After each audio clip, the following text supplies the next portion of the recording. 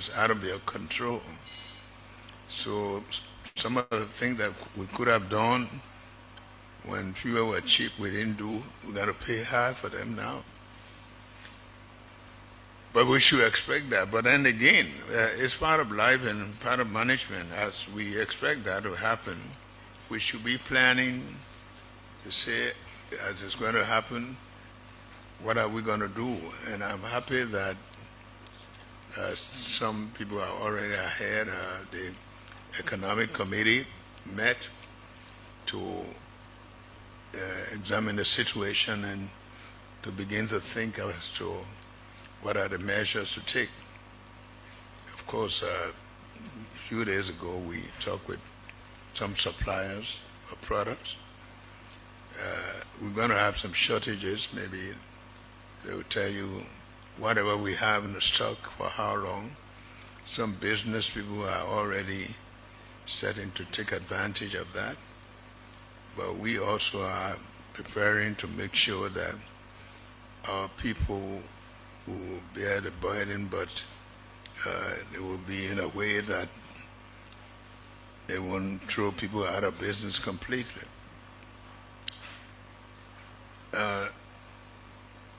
Another thing we notice is that the cabinet is a family, and quite often we have programs, and a lot of cabinet ministers are absent.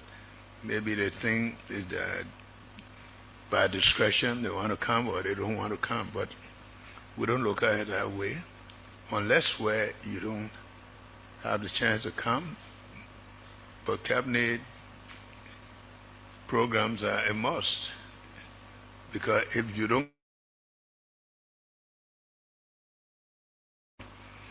for example, the other day we had intentionally had this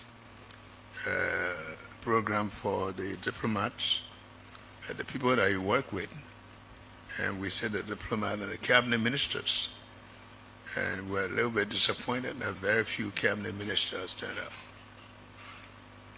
We don't want to go into the habit of saying, if you don't come, this will happen. But definitely, we're going to be taking note. The performance record is still been taken. The director of cabinet told me that a lot of people have been reluctant, but this is something we require people to do, because how else do we keep track on what you do? We have to see your performance. We have to see that because months go, a year go by, we're in our third year. By now, a lot of things should be in place. And I hope the Director General is keeping record of that.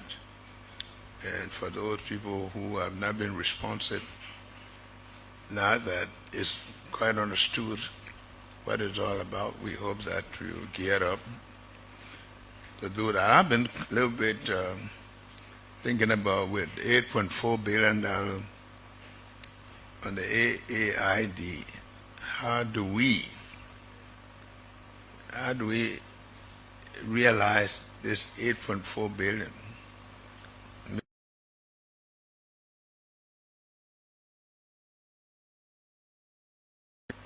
This is a goal we have set for ourselves, and we all have to work in concert to be able to accomplish this. It is what we said, ID, and unless all of us can work towards it, we're not going to be able to achieve it. Job creation is very important, and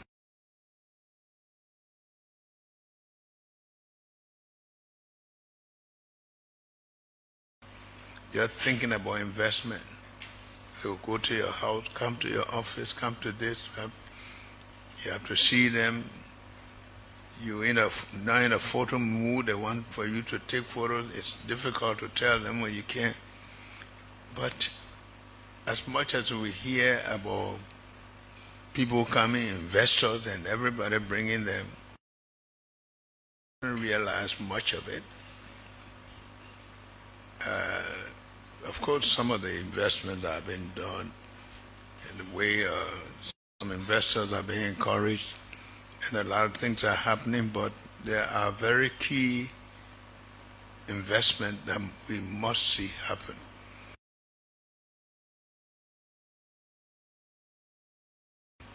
Especially as we respect to the Putu mine. We're now going to put the vice president completely in charge of that to make sure that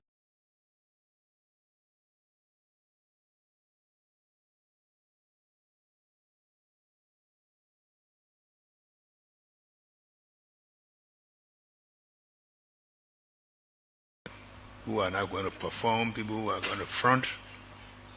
We've passed our age. We want to make there are specific requirements no matter how long it takes.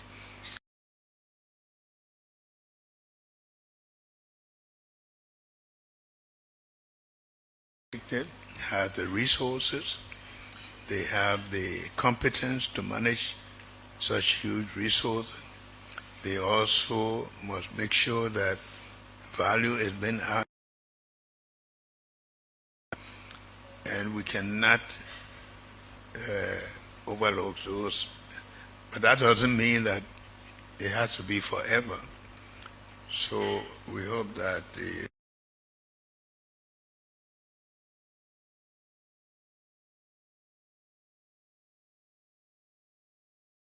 I feel very reluctant to tell people not to go on trip when we get these letters. I'm sure there are some trips that we can forego, but to move the economy, to create employment, some of the trips we're not going to allow people to go. There are some trips that some of your undermen, like I've said before, can go. So everybody wants.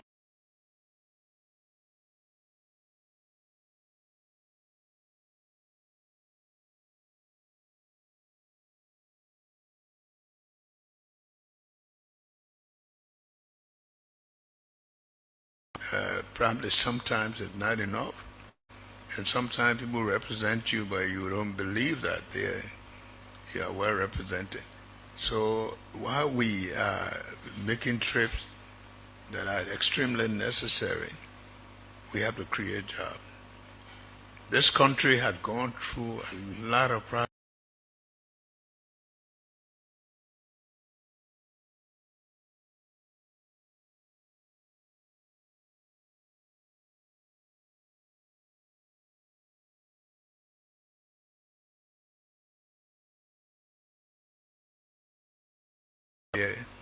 Are not productive, but trips that could be delayed or maybe some subordinate can go, and we make sure that we haven't put a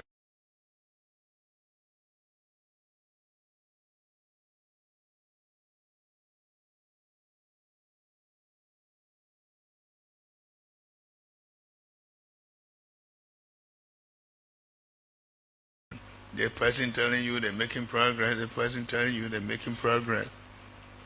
What we want to see is result, and I hope we can work toward.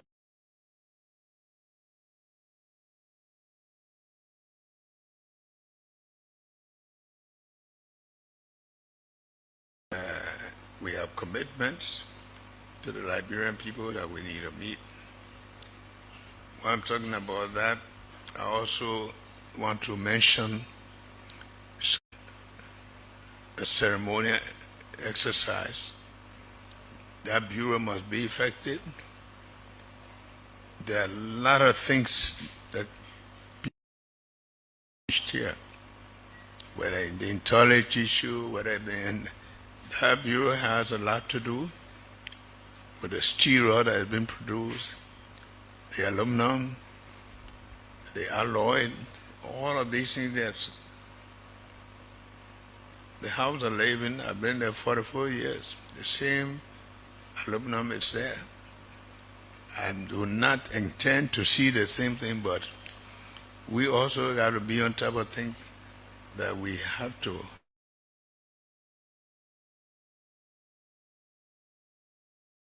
market.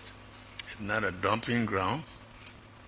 The Ministry of Commerce has a lot to do, and I'm saying that, I'm not emphasizing it. That ministry has a lot to do in terms of food products that come to this country. I see a lot of friends, they are kind. Oh, when Christmas comes, take chicken. We don't have a chicken feed. We are a country that used to produce chickens. And some of these chicken bringing hearts of this and that. We are not here to throw away things to our people. So that ministry we have to get forceful. They got to work and make sure that the Liberians get the products that are consumable, products that are quality. It's not a dumping ground. And so if we haven't been doing it, let's know the importance of that ministry to the economy. Of course, we've been able to, through the committee headed by the VP, to reduce prices, because a lot of things have been going wrong in our place that people just producing. The business people are ahead of us. They are very smart. It's what they call hitting inflation. You can do it in many ways. You can make toilet tissue look big, but it's not properly compact. I mean, you can cut down the quantity of perfume in the soap. It's still hitting inflation. You think you're paying for the thing, but not the same thing you're paying. We have to be able to tend to make sure that we get quality for the money we spend. And I hope that that emphasis with the ministry is enough. I hate places where people, one thing I have working in institutions, there are people that by nature may not like me and so, but I always like to make sure that we get the right people. Sometimes they don't have to like you, but they must do the work they're supposed to do. That is more important to me sometimes than people who like you. Because you go to some ministries, they don't want to work with that person, they don't like that person. We didn't go look for a matchmate to see who you were like. We were bringing people that will contribute. If you see they don't contribute, we can replace them. But I really want to appeal to them. And the other thing also is to know that we are one government. There are a lot of ministers here who make decisions. They go and undermine those very decisions by going to push the people from over there to resist. I can tell you nobody here means so much that they cannot be removed. If we sit down and agree on something, if you have disagreement, say it right there. But you cannot agree on something and you go and undermine it, we find out you will go. We are running a government. And if we don't know, this country is one of the most difficult. This country has gone through a lot. The Liberian people want results. We sit here, we say this is the way things should go. Every minister here has a responsibility. We have the Minister of Justice, that's our lawyer. If they give us advice that is not correct, they're responsible for it, but we cannot sit and agree on something and you go and agitate the people to tell them don't. Once we find it will come up anyway. Once we find it up, then you will leave us, because then you don't intend to be part of a team. And we see a couple of that happening everywhere. If you don't understand it, discuss it. There are a lot of things here that have been holding up, and I hope that we will work on it, like the use of the Bommy Road there. by now we should come up with a result. How those people who are mining in that area can come together with a bypass road, because they will soon start. We'll do the groundbreaking for the Bow Waterside Road, and the people cannot be on that road. And these people, we told them they want to invest. I can't hold you responsible because we inherited this agreement, but we are responsible for anything that happened up there, and I hope we can do that. I had told the minister I was surprised for Bauchico to be building a port, whether it was part of the agreement. As much as it's a nice idea to have a port, but for foreign company to just build a port, you see it, I don't understand it. But we still are waiting to get resolved as to how that happened and how do we control that. We can't let the people take things out of our hands. So I just hope, and I must admit, we do have very good quality, competent people in the government, but we also have to be determined to make things work. I told you, we're not coming on anybody's agenda. We are trying to set a new agenda for this country. So, because I don't know who to copy from. And we should all work in concert, and we should all make sure that we deliver to the Liberian people. Forget about the noise out there. You do what is right, and let's work together to make sure this country. For the criticism you hear, I hear more praises from people outside, even friends who have been in government. So let's continue to do the work we do, and let's work together. We ministers are there to help each other. There might be one place and you have some idea elsewhere. That's why you are colleagues. So we just want to say we hope that we can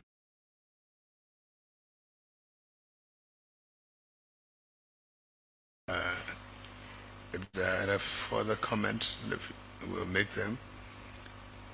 But we have challenges, and they're going to be even more with what is happening globally. But again, Liberia is our case. That's what we're concerned about. The former president. The former president appeared at the House on yesterday. She spoke on a lot of issues. Which former president? Ellen Johnson Sirleaf. Okay, I don't know whether you follow or you do not, but you just say that she said there should be some amendments in the Constitution, and most particularly, right? Yeah, particularly. You talk about quote-unquote white people giving them citizenship. Or non-black. Or non-black. Mm-hmm. What is your opinion on that?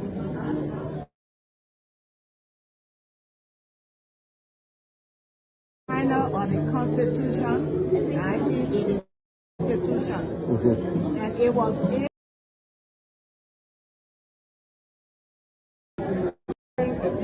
former president. The former president appeared at the House on yesterday. She spoke on a lot of issues. Which former president? Ellen Johnson Sirleaf. Okay, I don't know whether you follow or you do not, but you just say that.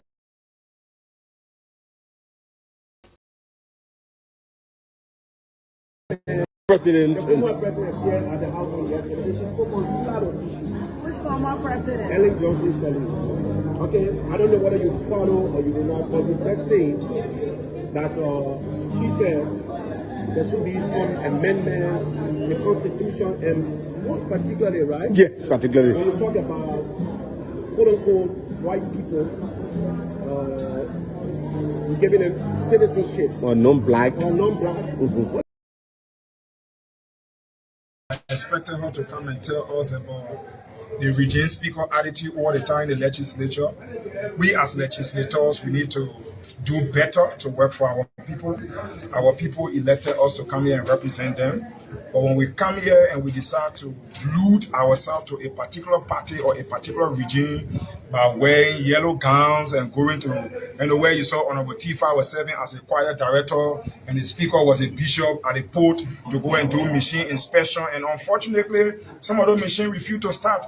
Some of those tires you saw, they were all bad. How will you say that the machine refused to start? The machine refused to start. I mean, the man brought tail-handed machine in this country. The speaker said was disappointed. He was telling me yesterday that Foko, I'm disappointed. Some of those machines, the speaker say Foko. I'm saying it to the media. The speaker told me that he's disappointed that some of those machines are old. And you know what? Honorable Father was there serving as choir director to Freeport. You had a speaker there was a bishop who was preaching. Unfortunately, the machine they went to test, the machine did not come on. And my disappointment here again, my man, guys brought a lot of gas thing to come and be selling gas here, and they said they brought yellow machine. How many machine did they bring? You guys are generally, you guys were there. Not anything from the former president, but we are here to work in the interest of the Liberian people. We will not give up on the basis of our advocacy. Though some of us have been targeted, I mean, a lot of things have happened, but we will not be deterred. You are aware, about 2 times now, I will continue to stand up for the Liberian people and say what is right. Yes, GFK today. I mean, there are different things happening in the country now. The country is not safe. But again, I mean, they are our brothers, our police brothers, the AFL. The guys are not taking good salary. Everything is just upside down. I think these brothers came to rescue themselves. They didn't come to rescue the Liberian people.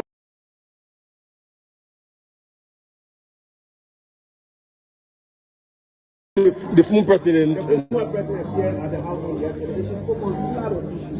Which former president? Ellen Johnson Sirleaf. Okay, I don't know whether you follow or you did not, but we just saying that she said there should be some amendments in the Constitution, and most particularly, right? Yeah, particularly. When you talk about quote unquote white people, giving them citizenship Or non-black. or non-black. What is your opinion on that? Okay. My opinion doesn't matter. Okay. I was a signer of the Constitution, 1986 Constitution. And it was in the 1847 Constitution when Liberia was founded that only people of Negro descent could become citizens of Liberia. After the coup and all what we went through, there was a reason.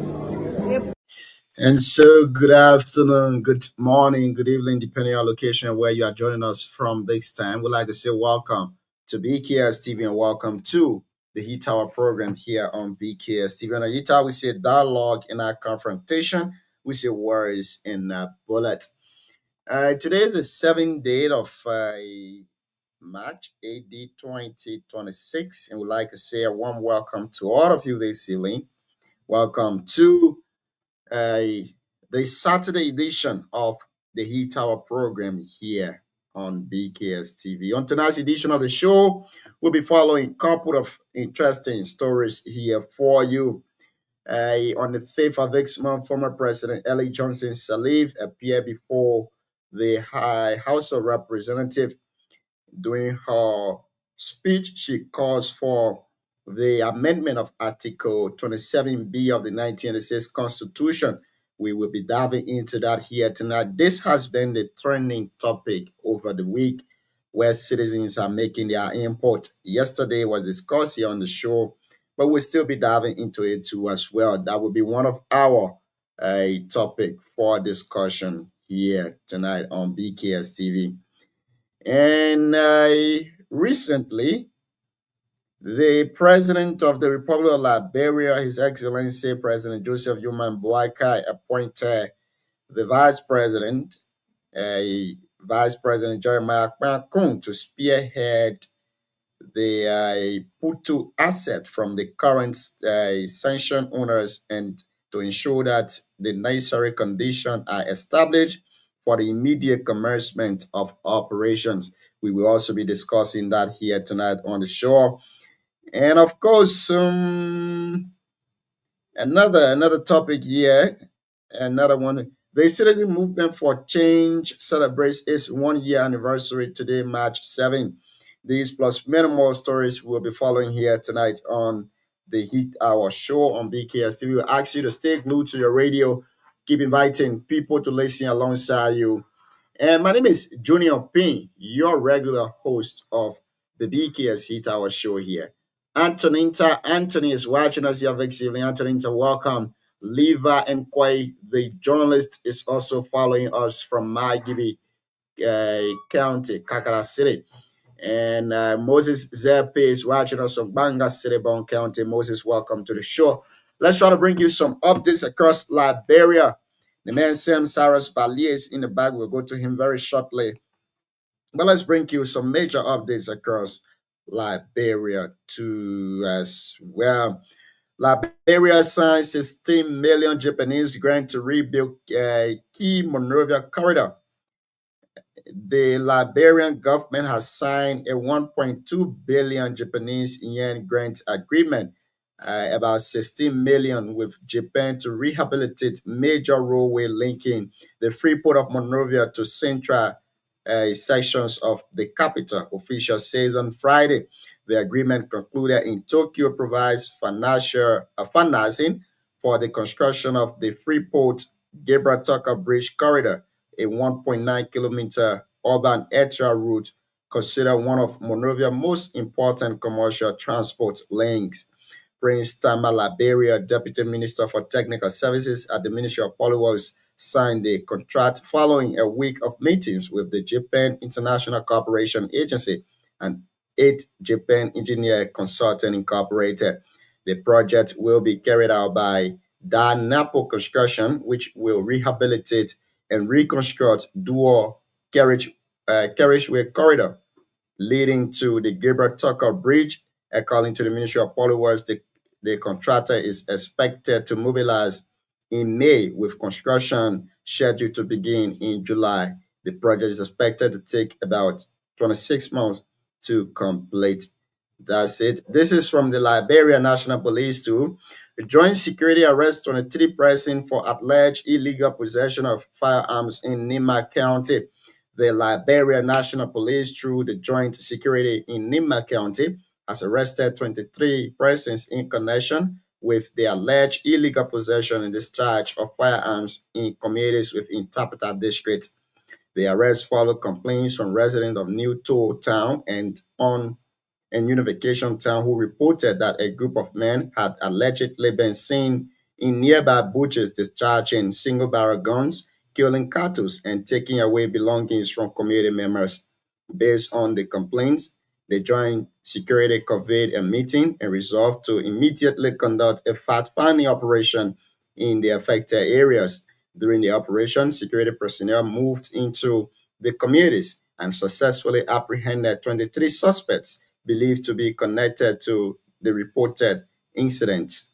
The joint security also recovered several items, including 10 single-barrel guns, 8 cutlasses, and 5 empty gun shells believed to have been used in the alleged activities. All suspects are currently in custody, undergoing investigation, while efforts continue to establish the full circumstances surrounding the matter.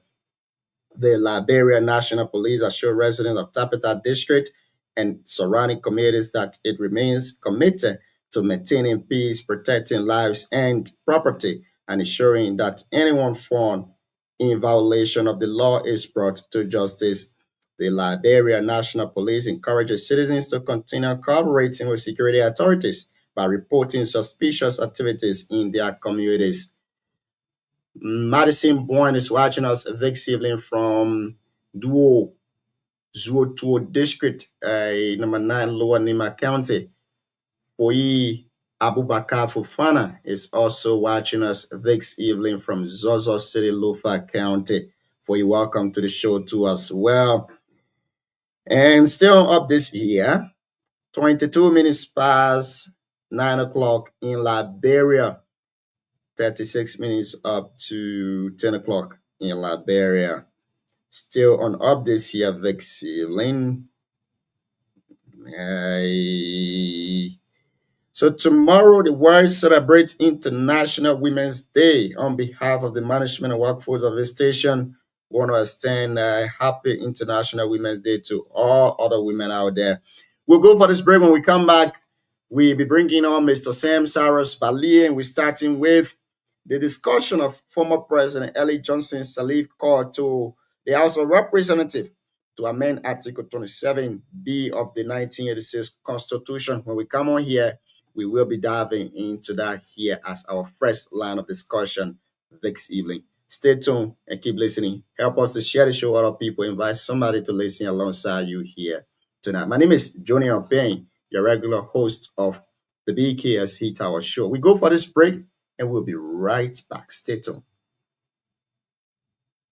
Put that there. And I want people first to know Liberia is not the only country that you have to be a citizen because of your color. Right now in Japan, you have to be a Japanese to become no citizen there. There was a reason. If you look at the preamble of the Declaration of Independence, I agree we should teach civics to our school people, students. Then when our people are educated, they will know the rationale for why it was put there. The Declaration of Independence, those who keep not learn it and let our brothers and sisters here read it. They say in some part of that country, we were banned because of our color. Citizens of a color different from ours were preferred before us. We utter our complaint, but they were unattended to. So we came here to try realizing what had happened there. And it still happening. Well, you gotta put it on. Who really ruling the country here? Who you got citizen paper, you gotta go put it in law. Who ruling? Who you think leading the country? Who you think leading the country? Who ruling the country? People of a color, different from ours. Who people different from ours? Who are those people? Those different colors. Yellow, half black, and other colors. So because of that, yellow, black and white, the real poor people, the one who controlling everything, the businesses, who building the houses. We all stay here or wood and joy or water for them. So I am saying we should get a we got citizenship. many things on the law now. Should on the we give book. them citizenship? Are we implementing it? No. So they go to the legislature, but still got to go for a referendum to change everything.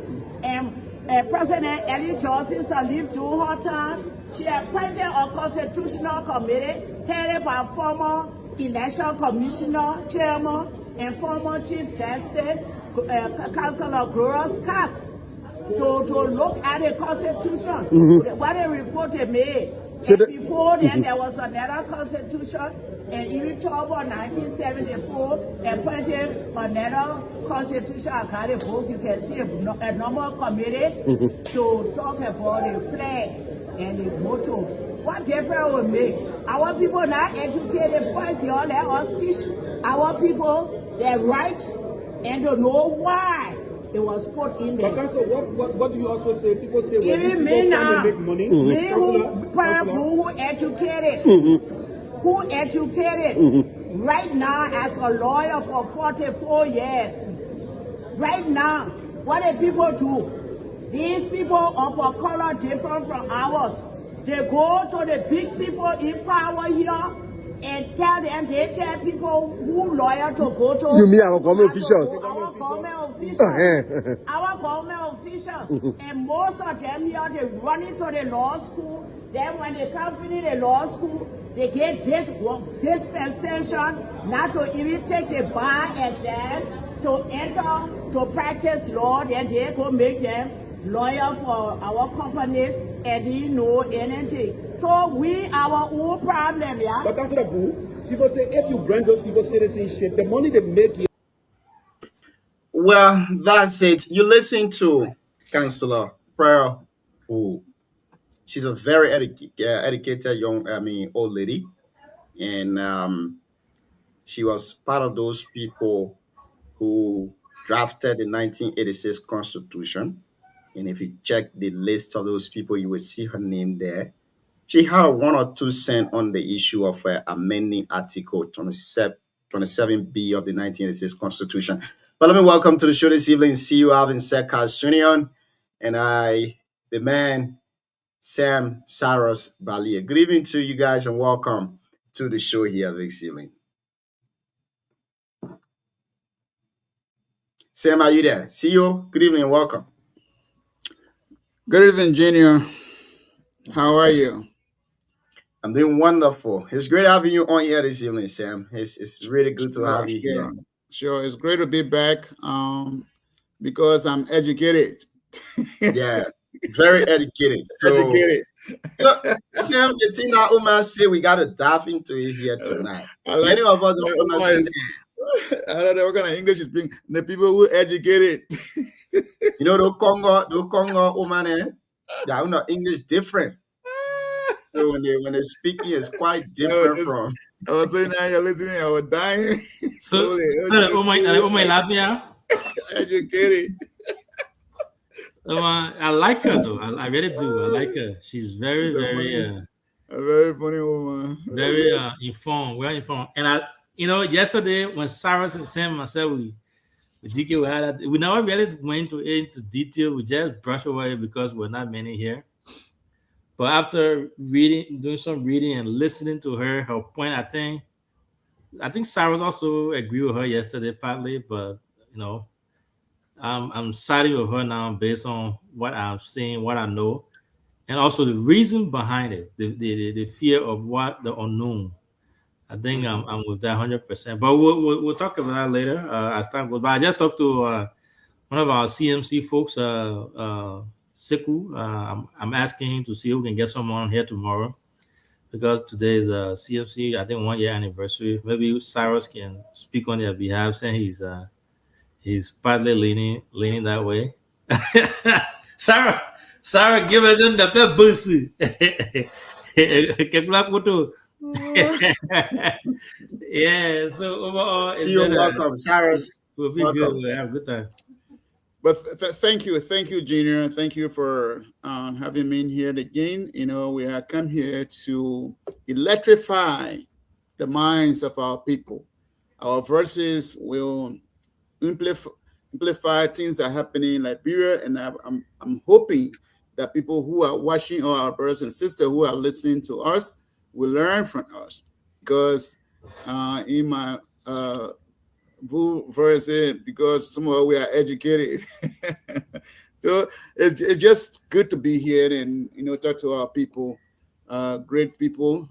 Thank you for watching, and thank you for taking time out of your busy schedule to be with us this evening. It's great to have all of you. Without you guys, we won't have been here doing what we're doing. Thank you, our followers and listeners across the globe. Thank you so much. See you. I know you guys discussed this thing yesterday, but since you said you didn't go in depth with it, I want us to do. And those of you that are listening to us and also want to make your contribution to the show, you can call us on the numbers you see on your screen and make your contribution. Sam, after you've listened to Councillor Boo, and also I know you have read the part of the Constitution that said that thing, and you've also done some research according to how other countries' citizenship are. So I want you to give us your opinion on this, whether or not we need amendment in Article 27B of the 1986 Constitution, and give us some benefits if we do so.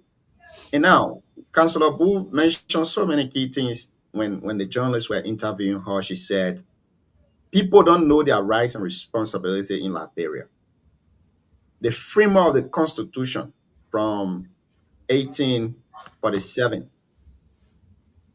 until 1986, they thought of something before mentioning that particular provision of the Constitution. But the former president is saying, if we need investors, if we need infrastructure development, we need to give these people citizenship. Now, when the Constitution said non-Negro descendant or non-Negroes, they were basically speaking of people with color, like the white folks, the Lebanons you have in Liberia, those Japanese, those Chinese, those people, our constitution say they cannot be citizens of Liberia. Councillor Boo, a very educated woman, she calls herself educated. She says, before we do this, we firstly have to explain to the citizen. Let them give us their opinion. Let them tell us what they think or feel about this. And I want to take us a little while back to South Africa. I know you guys know the history of South Africa between the white folks and the black folks. For them, it was quite different. But if you think of the scenario, how things were before, and even still up to present, the way things are, is complicated. Do we need this in Liberia? What benefits are we going to get? And since we've not introduced this since 1822, how affected are we? Sam, let me hear you on this. Two major questions. Do we really need it now, since we've not implemented that? How affected is the country infrastructure-wise? But thank you, Junior. I said it yesterday, and I'll continue to say it. We are not ready. We are not ready. First of all, let me say this: the Article 27B of our Constitution is the wording is degrading. We need to first of all recognize that the word Negro is degrading and is I would say is forbidding. It's so crazy to even be mentioned in our whole Constitution. We need to take that word out. If we want to do that, we just got to say black, no white. If you instead of saying Negro descent, listen, Negro was a word that the white people used it on the slave in this country because they felt that the slave didn't know anything. So the best description they could give them was to be called a Negro. In other terms, is dumb people. So to even have it in our Constitution, when I read it a couple of times, I felt so bad about it, Junior.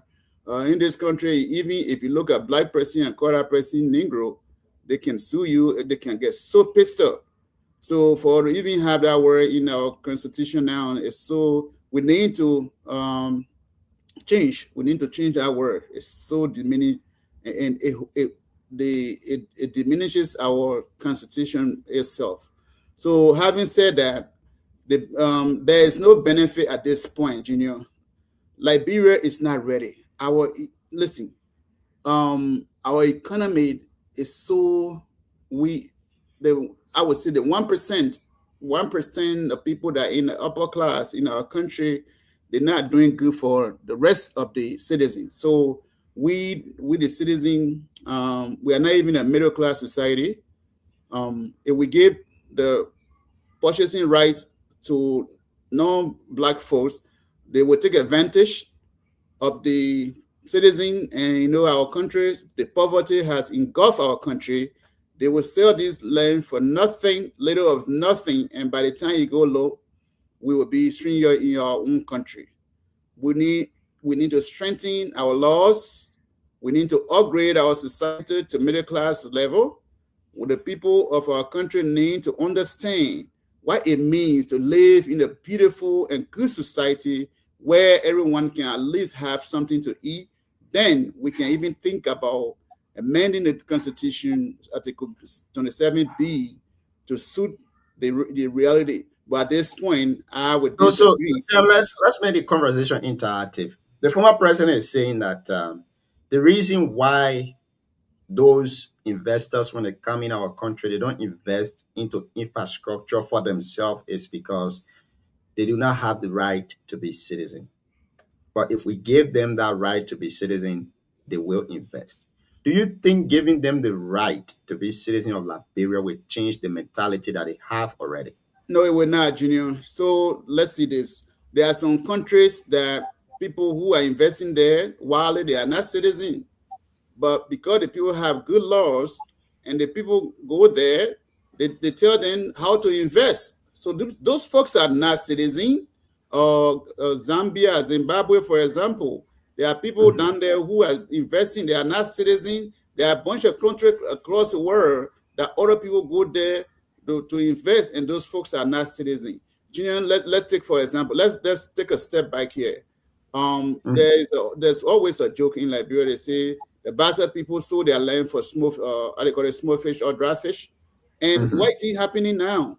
So let's say, when I sit on this show, I speak reality to the people of Liberia because I have learned, and I want for them to understand where we're coming from. The Congo people, I would refer to them, the black free slaves. When it came to the Republic of Liberia, those people who bought land in the 80s, 70s. So what's happening now, they are returning, their children are returning, and the land that people have built houses on it, they're claiming those land for them to say, okay, this is our land. And what I said the last time, another war that is coming to Liberia is land war. It's going to be tough because most people who migrated from the rural areas of Liberia, who came to Monrovia during the period of the war, the Civil War, who are built those lands, that are built those beautiful houses.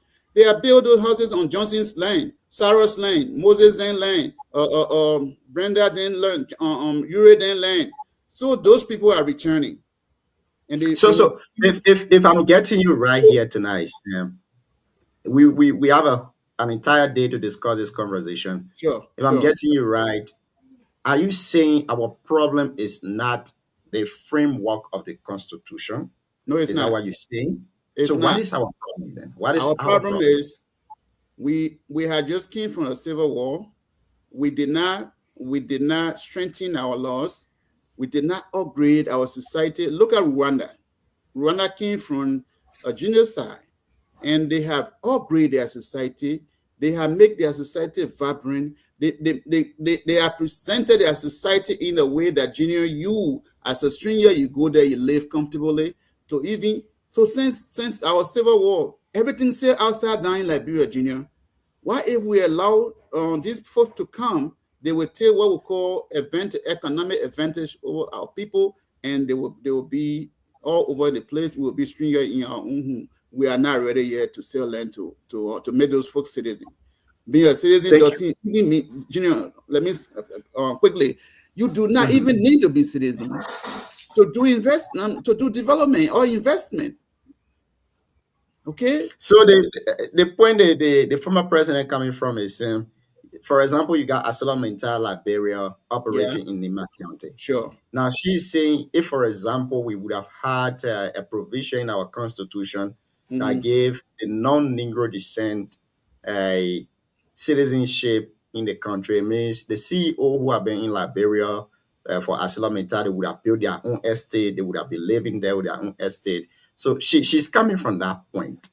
No, but you saying, you disagree with her. For the fact that Great.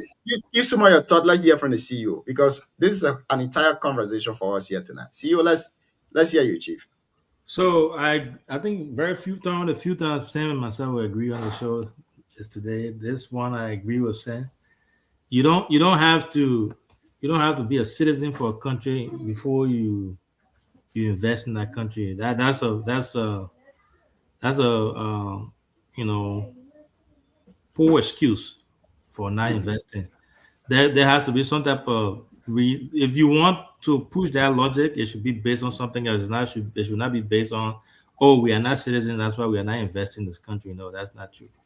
Now we have to take a seat back and go back to history, because I was listening to the counselor, the well-seasoned and informed. She made a point that she said she was signatory to the 1986 Constitution. Yes. Mm-hmm. She said, my opinion doesn't matter. The Constitution is what we go by. And she also said that it would be a good idea for our students, our people, to go and learn civics. I remember back in the way back, there used to be civics class, and we took civics in school. She's pushing for that. She's saying that it will be a good idea for our people to learn, and then that way they will get to know the reason why this clause was put in the Constitution. It just didn't come from out to be put in the Constitution. It didn't come because the people hated, but just like the U.S. Constitution, right? You see, America, what really makes America great is because of the forefathers, the founding fathers, the people who wrote that Constitution, who set this country up. They set it up, they wrote everything based on the future. They were looking at the future, what we are going through today, everything we are seeing today, the political fight on Capitol Hill, and all those things. They saw it coming, and that's how they wrote their Constitution, because they preempted that. The same thing our people did when it comes to this particular clause. Now, when you look at the history that comes with that, remember our people, the people who wrote those constitutions, our people, the free slave from the U.S. and other part of the world, especially America, they went through a lot. And Oma touched it a little bit. She didn't go into a detail, or not giving her a chance, but she touched it a little bit. She said our people suffer when they were in this country. Even after being free, they tried to integrate, be part of it, and they were denied. They tried to push their point, they were denied. Even in this 21st century, 2026, those of us that live here, the African Americans that great grandfathers were born here, they still go through that today. So that's the history. So when the people left from here, they went down there and said, we went through all these things. We want to do something that will stop others from taking advantage of us. They were not speaking for themselves in the 1800s, so they were not speaking for themselves. They were looking at what is unfolding today and what will unfold in the near future. This is where us, our generation, we that are here today, owe it to the next generation to stand up for them. Our point was, based on that, they wrote that Constitution, and I agree with Cyrus. Cyrus, the point about Negro being the Constitution, we got to remember now, when the Constitution was written, even the U.S. Constitution has Negro in it. Negro back then really didn't mean, the connotation wasn't bad until the way in which it was used. Negro basically in Spanish means black people, right? So the Constitution we have, they put the word Negro there. The same thing is in the U.S. Constitution, but it wasn't meant to demean, to look down at people. But like you said, though, society now in the world now, when you hear Negro, people will look at it from the other vantage point. That's why that now would it be necessary for them to amend that? I mean, that up for grabs. But I think the Constitution was written solely on the basis of protecting the next generation. Now, when you look at it from an economic standpoint, even right now, say for Liberians to go to the bank and borrow in Liberia, not easy, it's hard. But Liberian men walk to the bank and borrow. Now there's a debate on that where they say Liberians do not pay back. Most Liberians do not pay back. That's why they don't have good credit record. So if you look at the business atmosphere of Liberia now, Liberia is a small country. You gotta remember that, small country, but very rich in mineral resources, natural resources, but very rich. We Liberians, we tend to focus a lot on education. We tend to focus a lot on office job. We tend to focus a lot on government job. We tend to focus a lot on these prestigious, what we consider prestigious jobs and stuff. You give them a chance. Now, though you see the beaches they have over there. People from the side know the value of the land, what we have. Liberia is a rich country.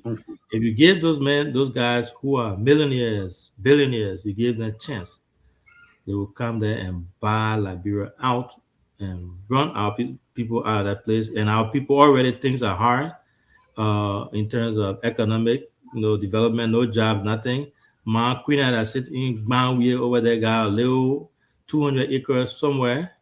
A Chinese man go there and go give that woman something like 10,000 US. It's a deal. It's a wrap. That's gone. She won't see it. And then guess what? Something, God forbid, she leaves. Her children, her grandchildren will have nothing to say about that. So she also made a point, right, Sarah? She said we have a lot of laws on the books and we are not implementing them. So why don't we pause and try to implement, like Sarah said, our laws we have? We came from civil war. We haven't really upgraded. We're still struggling. We're still down there. So if you look at Sierra Leone, Guinea, even Ivory Coast around there, they all struggle along with us, but they have all moved up.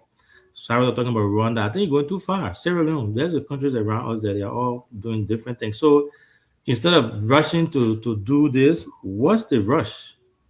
Why don't we focus on the current laws we have on the books and try to implement that, fix some of the things that we got, the plenty of noise that we got in the country, plenty of things that we have not even touched yet, a foreigner becoming citizen we're going to fight for. I think that's something completely different. Now, So, see, are you afraid? Are you go ahead. afraid that if this is taken to referendum, the Liberian people, the old folks, especially our people in Buyao, our people in Yobutu, without knowing the implication of this, only giving the economic benefits, like you just mentioned right now, people will say, "Oh, the Lebanese, they got money. If we give them citizenship, they will invest. They will come. Even in Yobutu, they will build a cocoa, how you call it, a cocoa factory. They will do this. They will do that." Are you afraid that if this go to referendum, the people will massively vote for it? Now, I think if it goes to referendum, it's going to be it's not going to go through. It will die before the arrival. It will be a dead deal. It's not going to go anywhere. So, our people, it's not going to go. It's not going. So here's another thing I forgot to add. Mhm. People talking about the citizenship, Liberia, talking about non-Negro people now getting citizenship. It's not just isolated to Liberia. They have other countries around the world that base their citizenship on history. Let's take, for example, Israel, right? Their citizenship, 100% restricted to folks of Jewish descent. Germany, and they got Hungary, Armenia, even Japan, Ireland. So all those countries, they do the same thing. So it's not about Liberia, being racist or anything. There are several countries around the world that do the same thing based on history. And I think based on our constitution, if you read that article on that section, it clearly states that. And that's the reason why. So I think Liberia should protect her history and stick with it. And, in the future, if they want to look at it, but Liberia, we have so many things that need to be taken care of. And that whole stuff there it should not be priority. So I'm not asking you from your professional background as an economist, someone who knows about financing. Now, if you were to suggest to the government of Liberia, how can we force investors to invest in Liberia? What would be your recommendation to them? Like, this is what we're supposed to do to make investor compulsory to invest in the country infrastructure wise. So they have different ways in which you can entice investor to investing in your country. Companies you bring companies to your country to invest. There are other economic packages you can put together. It doesn't have to solely be tied to citizenship. Even in this country we live in, most companies, the way the government start to intervene, try to encourage investors to come, they give them things like tax benefits. You follow the whole Meta Steel deal and all the things they had in there. Those are things that you can put into play. I know we'll talk about the Pluto Mountain, our VP, taking over that. So you put economic packages, incentives in the deal. You say you do this here, this is what you will get. In fact, part of this deal, when you come as a company, this is what you do. When you invest here, you get this. When you build this here, you will get this tax break. You will get X, Y, Z. And stuff like that. So there are so many ways to do that other than just tying it. Why does it have to be citizenship?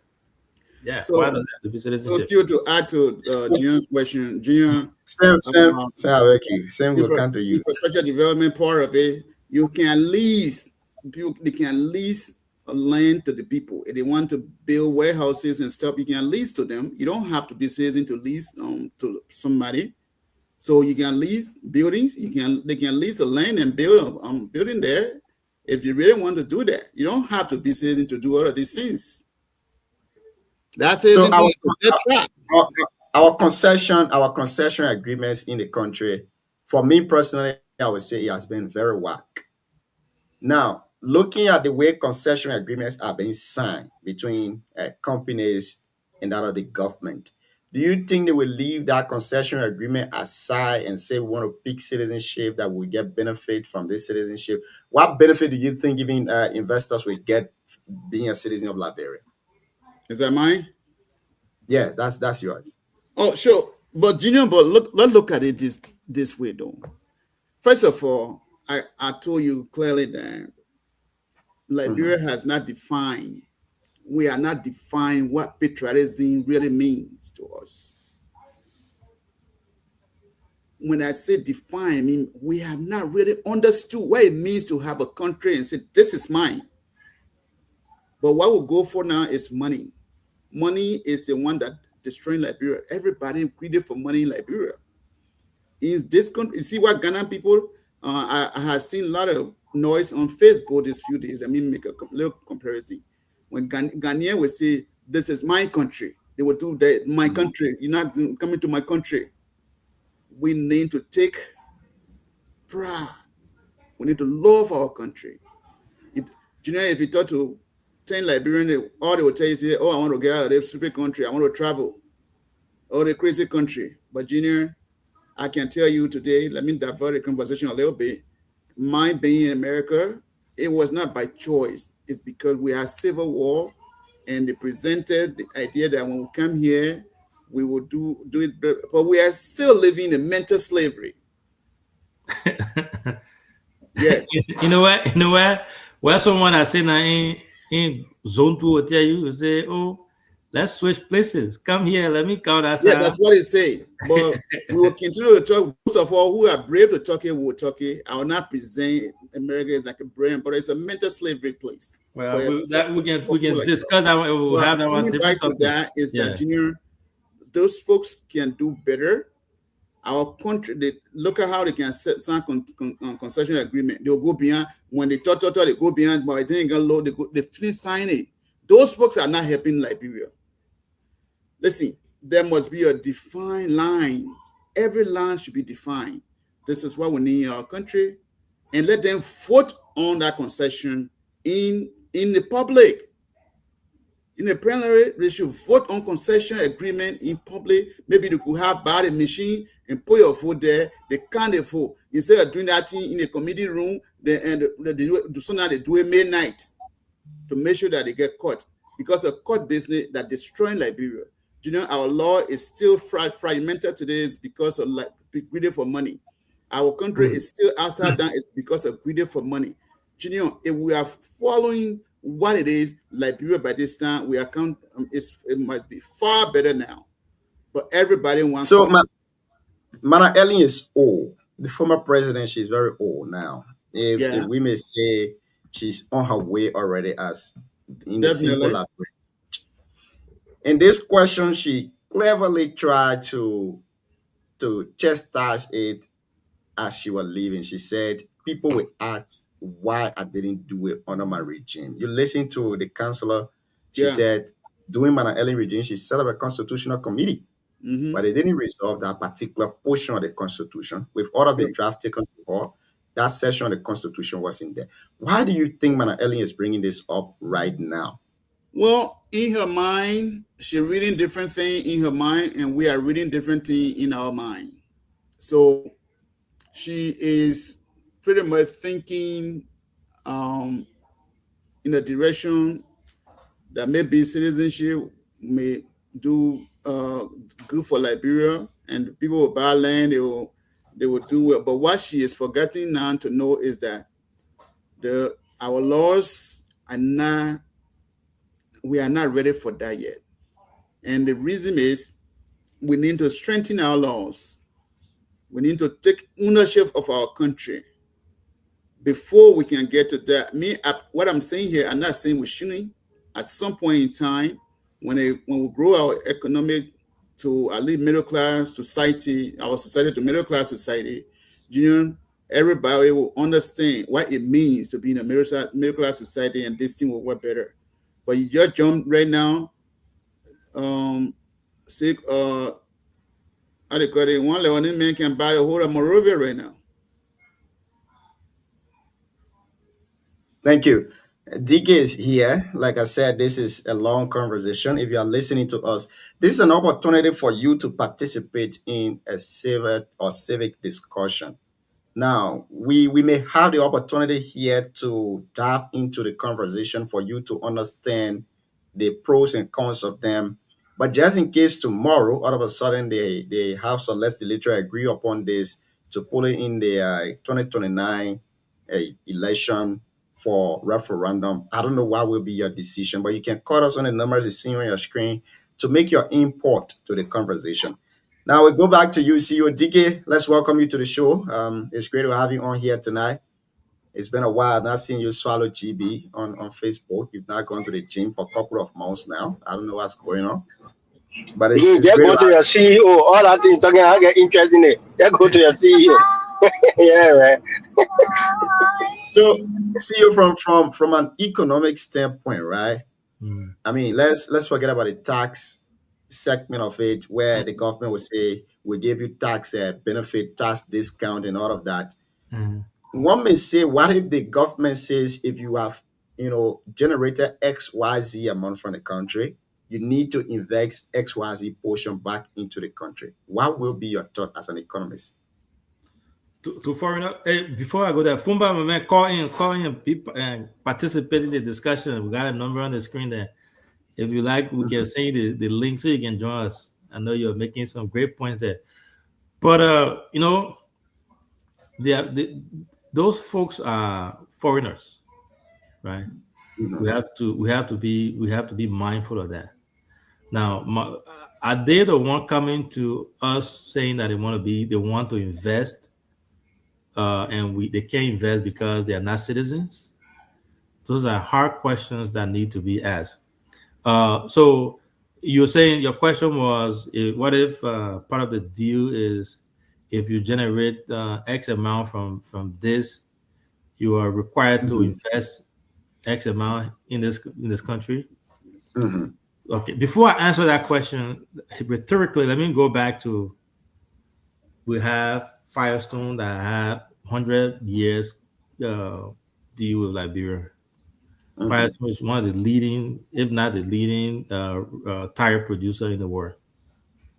They don't produce tire in Liberia. They don't produce anything in Liberia. They take those stuff from there. They don't produce them in Liberia. Rubber. I don't know of anything that they do with rubber when it comes to manufacturing. So you don't see no manufacturing plant or no manufacturing done in Liberia. The iron ore, they grab it, they take it, they go down. So all those things, they take them from Liberia and they carry them. So before talking about investing certain amount of money in the country, why don't we ask them to start producing some of those materials in the country, like Ivory Coast, Ghana, and other countries do? Why don't we ask them that? Right? They don't produce anything there. They'll take the rubber and carry it. Firestone, switch. They carry cocoa, everything, iron ore, timber, everything they take them from Liberia. They don't produce, no manufacturing that. So if they do it, they will be producing more jobs for people. They don't do that. So back to my point about we have so many opportunities, so many things that they could do that will even get to the point where people will say, okay, yeah, these folks are doing X, Y, Z. I think it will be encouraging for them to become citizens. They're doing and so thing is good for us. But they're not doing that. They're already exploiting the country. And then we want to start talking about citizenship. I think citizenship is far off.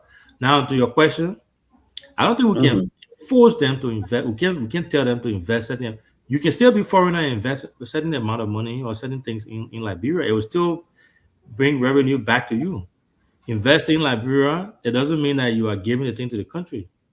You're investing, and it's your property, is your investment. The return on investment goes to you.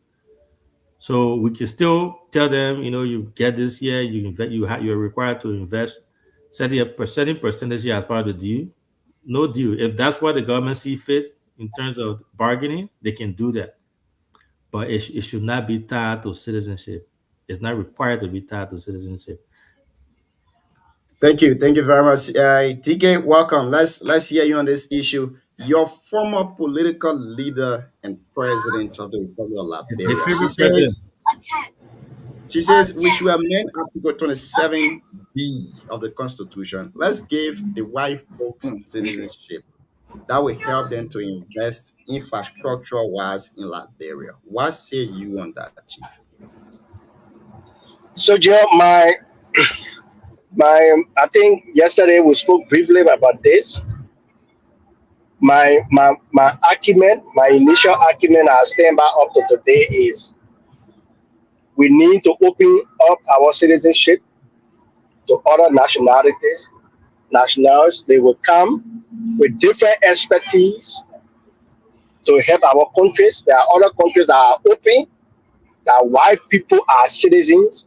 So when you give them that opportunity, they do a lot for the country in terms of job creation and the rest. The issue about land ownership is a debate that Liberia has not been able to resolve.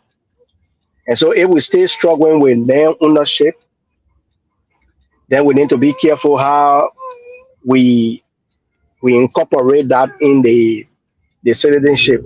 Like having raised the point yesterday about even in the United States, you can be naturalized in a certain position. You don't go for the presidency. You have to be born in America before you go in that. In fact, Obama struggled with that for long. In fact, there was a group that the very Trump was heading. How do they call them? The brothers. Certain group Trump was heading. They challenged Obama that he wasn't born in America. In fact, the Obama team finally had to present a birth certificate and everything. So that had a debate there. So America, as open as they are, there are certain positions that you don't go for. So we can open the citizenship up. People will do more. When the country is open up to other nationals, they will do more for us. And the issue you raised about Ellen, not serious person. Don't take Ellen serious. Ellen had all the opportunity in her 12 years. In fact, I raised a point yesterday. There was a NOCA when they were doing that all black sale around 2012, 2013. Ellen had to come from America here to her grandson, I think an 11-year-old child, to do presentation. So in Ellen man, there was no child in Liberia qualified to do that. So don't take Ellen serious. Then the issue I've been raised about Firestone and the rest of the company, those are things that we need to consider seriously because Firestone headquarters is in Nashville, Tennessee, the U.S. They went to Firestone had their headquarters. So, I live in Tennessee when I came here before.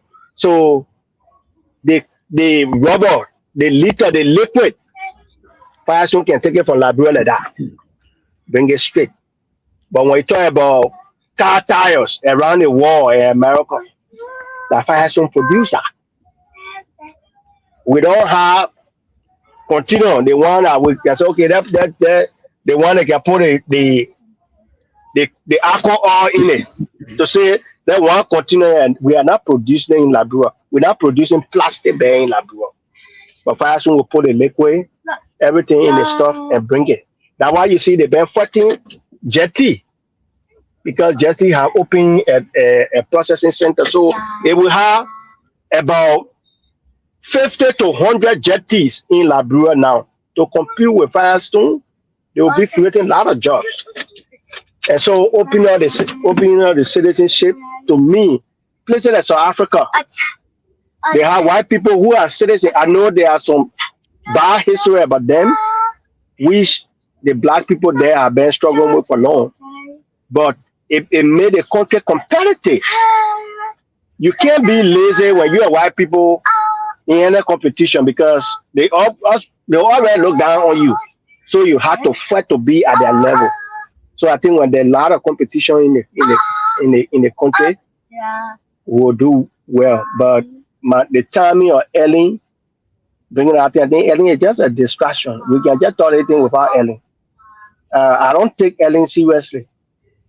Yes, Ellen Fee says she get glory to her. She's the first female president of Liberia. But in fact, I told you that When Wally came here for the second time, I told you that when they expelled Ellie, I was part of that in our party. I supported that. And my regret was why I represented Juna at the time was not expelled along with her because they were the one undermining our party. So you see her walking that she get honor Martin and say something, don't say that. Ellen son took all the money from our country, he in South Africa, he in Ghana, passing all around. Get our money from here and we do development with that. So yes, but my only worry is land ownership. Land ownership. I don't know why the government is just playing low and they care less about addressing our land crisis in the country. That thing is serious that we need to address before even giving citizenship to other people because those people have a lot of money. They will come and buy the whole of Ganta and feel that by then all the investment flow to one millionaire, everybody worry. So yes, we need to do more concerning that. But I support that. I support opening our citizenship. But we need to strengthen our law before we do that. We need to strengthen our law before we do that. You know, when I say strengthening law, we have court in Liberia. Say for instance, when a court decisions are being passed, Supreme Court, nowhere you go to go read it. They either give you the hard copy before you see that.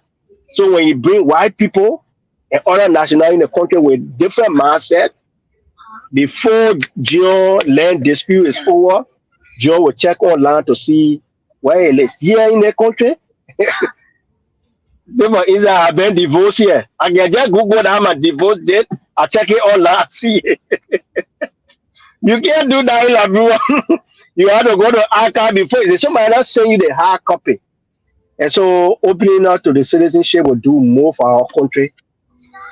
And there will be a lot of benefit. And you think only foreigners are capable of doing that? We don't have capable Liberians. How old are you?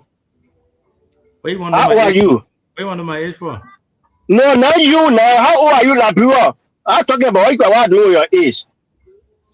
Your age is nothing. How old is Liberia that you are not getting? You are 180 now? So I was saying that. So when you bring a white people that they don't want to do it for you, right? And when you think they're doing it, they won't do it in their interest. So no, my goal here is I just want competition. Liberia is so old. We still thinking that having said here, the school joy attending in Kenya, in Ghana, and other places, you can check on the school online and know all the courses they're offering. Yes. Having go to Liberia, you have to go get a paper. So my point is we can do it. We just need to educate our people. We need to work hard to make it happen. Because so Ghana, I agree with you. How long you will do the education for 180 years? So we'll do it. We'll get there. But the thing is, from war, and people didn't introduce good things. Okay, people are sorry. Let me agree with your word, Joe. Joe, where are you currently? Rwanda. What are people there? We also keep a genocide. So all the odds around, you know that people are sorrows.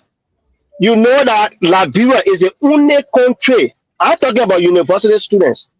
That students in high school, middle school, and anything. They have not seen computer. They don't know how to boot computer. Yeah, I agree. So we way back. We need to change the way we think. So maybe without opening up to so many things, that's why we think Sierra Leone, children in Sierra Leone now, they go to school, they put them behind their desktop, they work, they do school work behind their computer.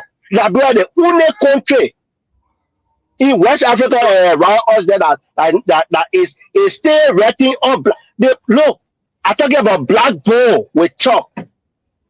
People using marker now. We need to change. Liberia is not the only country. They have other countries that are going through the same thing. So call the country need Nana.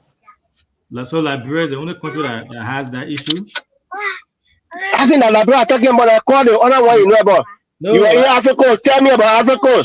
No, we're talking about Ivory Coast with that other country. But anyway, my man. So we are all agreeing. We all agree with what you say. I think you also agree with us that your point is you are open to it, but you want the land issue the land ownership problems or issue situation should be dealt with first before venturing into the citizenship. That's your point, which we all is somehow agreeing with us too. But I still believe in Liberia. I still believe in our people. I still believe that DK Way has the ability to go Liberia and modernize the IT system over there.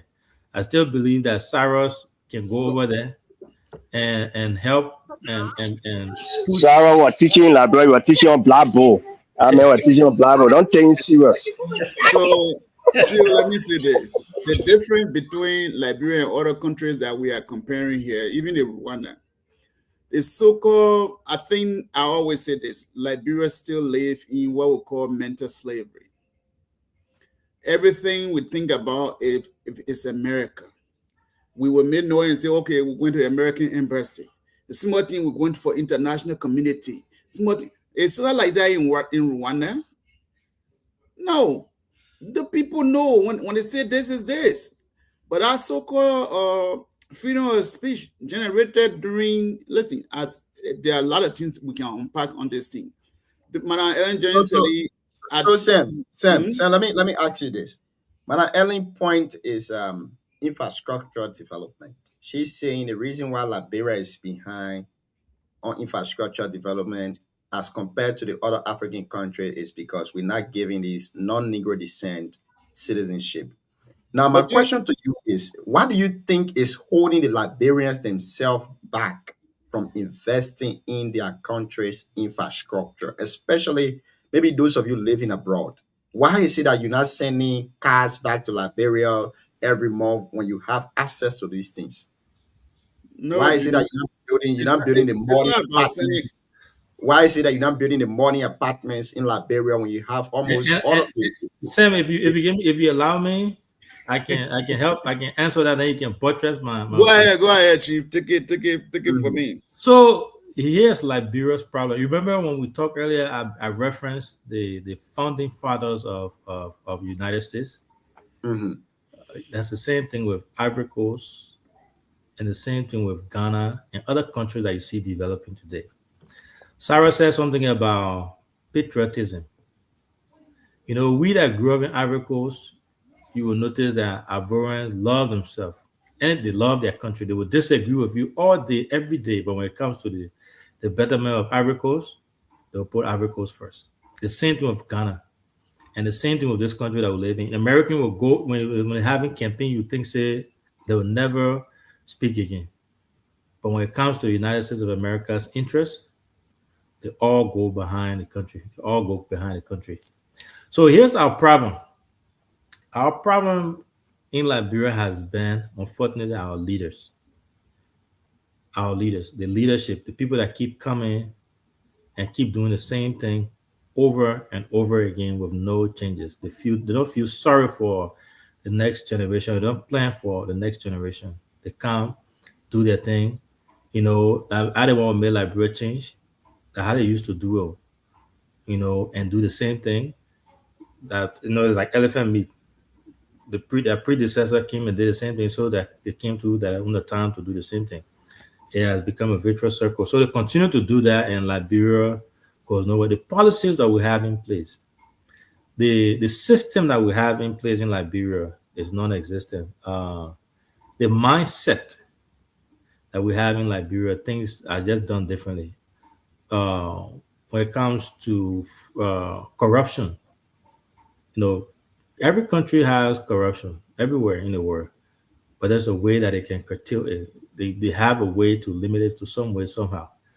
But in Liberia, I know Sam talk about the war. Let's go from the war. Before the war, things were going well, but after the war, the people that came there completely, they play dead ears, the blind eye, they turn blind eyes to our people. They don't seek our interests. Before they used to complain about, the government is run by the Congo people, both houses, Congo people. If you look there now, you'll see, people that are from our own villages and everything.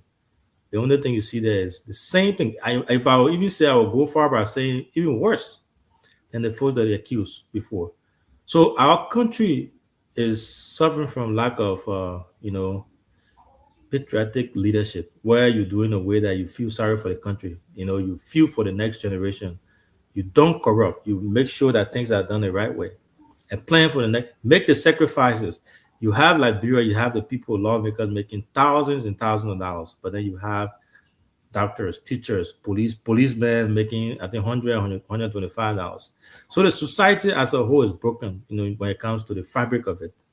So the reason why the country is not developing, I think we talked about it yesterday. We were laughing with it. Cyrus whole land that he bought started building a foundation. By the time you make up your mind, the foundation, the land, everything, they rack it to someone else, and the person went and rack it to another person.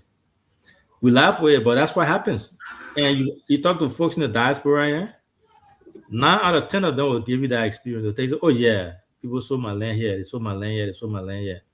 Some people do that to their own family members. They do it to their friends.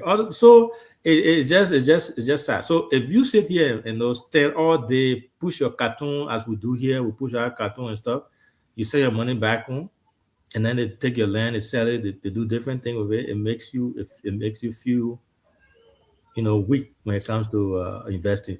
So that's the thing. It's bigger. It's a bigger thing than just sending money like Bureau, like Sarah said. It's bigger. I think everyone, all of us, we that are in the diaspora, the Liberians that are home, the government, actually the government is on top of it, and the society as a whole, we all owe it to Liberia. We all owe it to Mama Liberia to make drastic changes. And we have to be true to ourselves and believe that we can make those changes. What DK was talking about, I agree with him. I got his point. He's frustrated, but we have to make change, and the change have to start with somewhere. It has to start with someone. That's why you see most Liberians frustrated. Before I turn it over to Cyrus, there was a lady. I think she invested money in some type of real estate thing. I think the Minister of Labor, some type of minister was part of it, and they duped her. And she was on I think one of those media platform, and she was discussing that.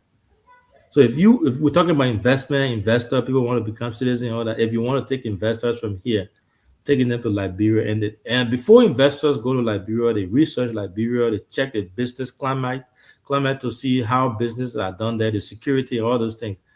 People start saying that and start second guessing and start questioning their decision. So to summarize, the reason why some people are skeptical, even with the skepticism, people are still investing in Liberia, is because the way things are done there, the land deal that we're talking about, you're buying land, you're afraid that you want to make sure that the land hasn't been sold to 4 or 5 different people, no system in place. When it happens, you take it to court, then you start wearing your red shoe to go to court, and then the court, then the lawyer, then they eating their own thing here, this and that. So the government has to take a lead to be able to make things happen. Now, lastly, and I promise this is the last one, I have to give it up to President Boycott, right? I listened to his cabinet retreat speech that he gave, and I listened keenly. And when he was venting his frustration with some of the ministers who he believed are not doing things that they're supposed to do. And one thing that he said there was, we will all sit here and agree to certain things, and then some ministers here will go undermine the same thing that we try to push. So if you start getting words like that from a leader, the sitting president, going after his own cabinet, warning them, things like that, that's where changes start to come into play. And I have to applaud him. I listened to his speech to them, and I really, really enjoyed it. I said, I wish he continues, and I wish whoever succeed him in the future, I wish other government, other presidents could do the same thing. If we do that, it will start to implant those changes in our government. It has to start from there. Thank you very much. Continuing to buttress Arvin here, let's take, for example, I will continue to say where I said I think the mental slavery is one that killing Liberian people. We Liberians still think that, I don't know, for some reason we still think that we are American. Okay, Junior, most of our educated American educated ones, they go to Liberia. They work in the government. Instead of coming from this land that we all sit here and criticize the folks in Liberia, they sit here and leave and go to Liberia. They have their family then here. Some of them get white children and everybody here. Or maybe they get husband then here. They go to Liberia. All they go after is because we are pushing cartoon. Some doctorate degree. I'm not going to sugarcoat nothing. Some of those Liberian doctorate degree holder who can even give front desk job here easily when they go to Liberia, they get a BB position instead of focusing on the country to making sure introducing policy that will help the country. They will go cash it out and put it in their pocket and come back when once the government is done, or maybe for some reason they are removed, where they'll be running to junior is America. How many educated American educated Liberians have gone Liberia and the government feeling they're still there? They come here. You will see them in the group room here. Then some of them will tell you, say, I'm a doctorate degree holder. I've been a minister in Liberia. You've been a minister. Why are you here? What did you do? You know, the mental slavery is the one that's killing us. We really want to build our country, but the mental slavery is a chronic thing. And living here, from what I have studied, Junior, until that mentality is changed, we're going nowhere. So that's one point. Second, after the war, President Ellen Johnson Sirleaf, or maybe let's just say, yes, before, during the war, some of all we came here, Junior. We came here, whatever way we got here, we here. Okay. And With media people, we gotta make sure you can't say whatever. whatever we got here, we here. You can't be bashing the people country. They say whatever we care. How you care? And the thing is, so we here, we do the cartoon pushing job, and so folks that remain in Liberia, so we leave from here, we'll go to Liberia. Instead of introducing good thing, we'll go with the Liberian men leave from here and go Liberia. It's a different thing. You will see then the attitude they're exhibiting in Liberia is different. Money all over, blasting everywhere, liquor store everywhere. So the people in Liberia too, they say, oh, you know what? I want to go to America soon and do the same thing they're doing. Mhm. So, you know, Mr. Kumi said this thing one time. He said, when Liberian man leaves America and gets to Ralphie, the airport, whether they live in America, they don't know. They are complete different people. And instead of carrying good thing, they don't carry good thing. Bad thing, they will go. Some of them speaking, they are mostly speaking Siri.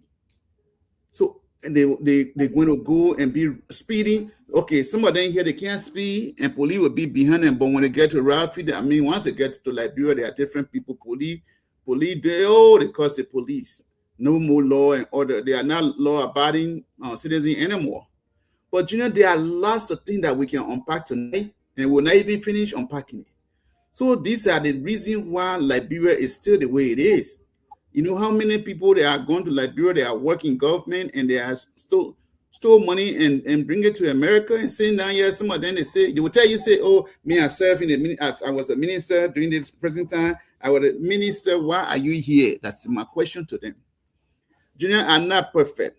I went to Liberia. I have not worked in Liberian government, to be honest. Even if I do, I would do my best. But I went to Liberia. I was teaching. My friends are down there. And this story I'm giving you, and not because to make me really good man, but I'm giving you a story that you will maybe one day you will track it and hear it. I was teaching at the Evander University, Junior. The young folks in Liberia, They go to school. I mean, in the morning they come. You get in home where they don't do it. When they even when you get in assignment, like writing assignment, when they finish facing cover page for you in Liberia, you will say, if I finish reading the paper, I already enjoy it. But sometimes you go read that.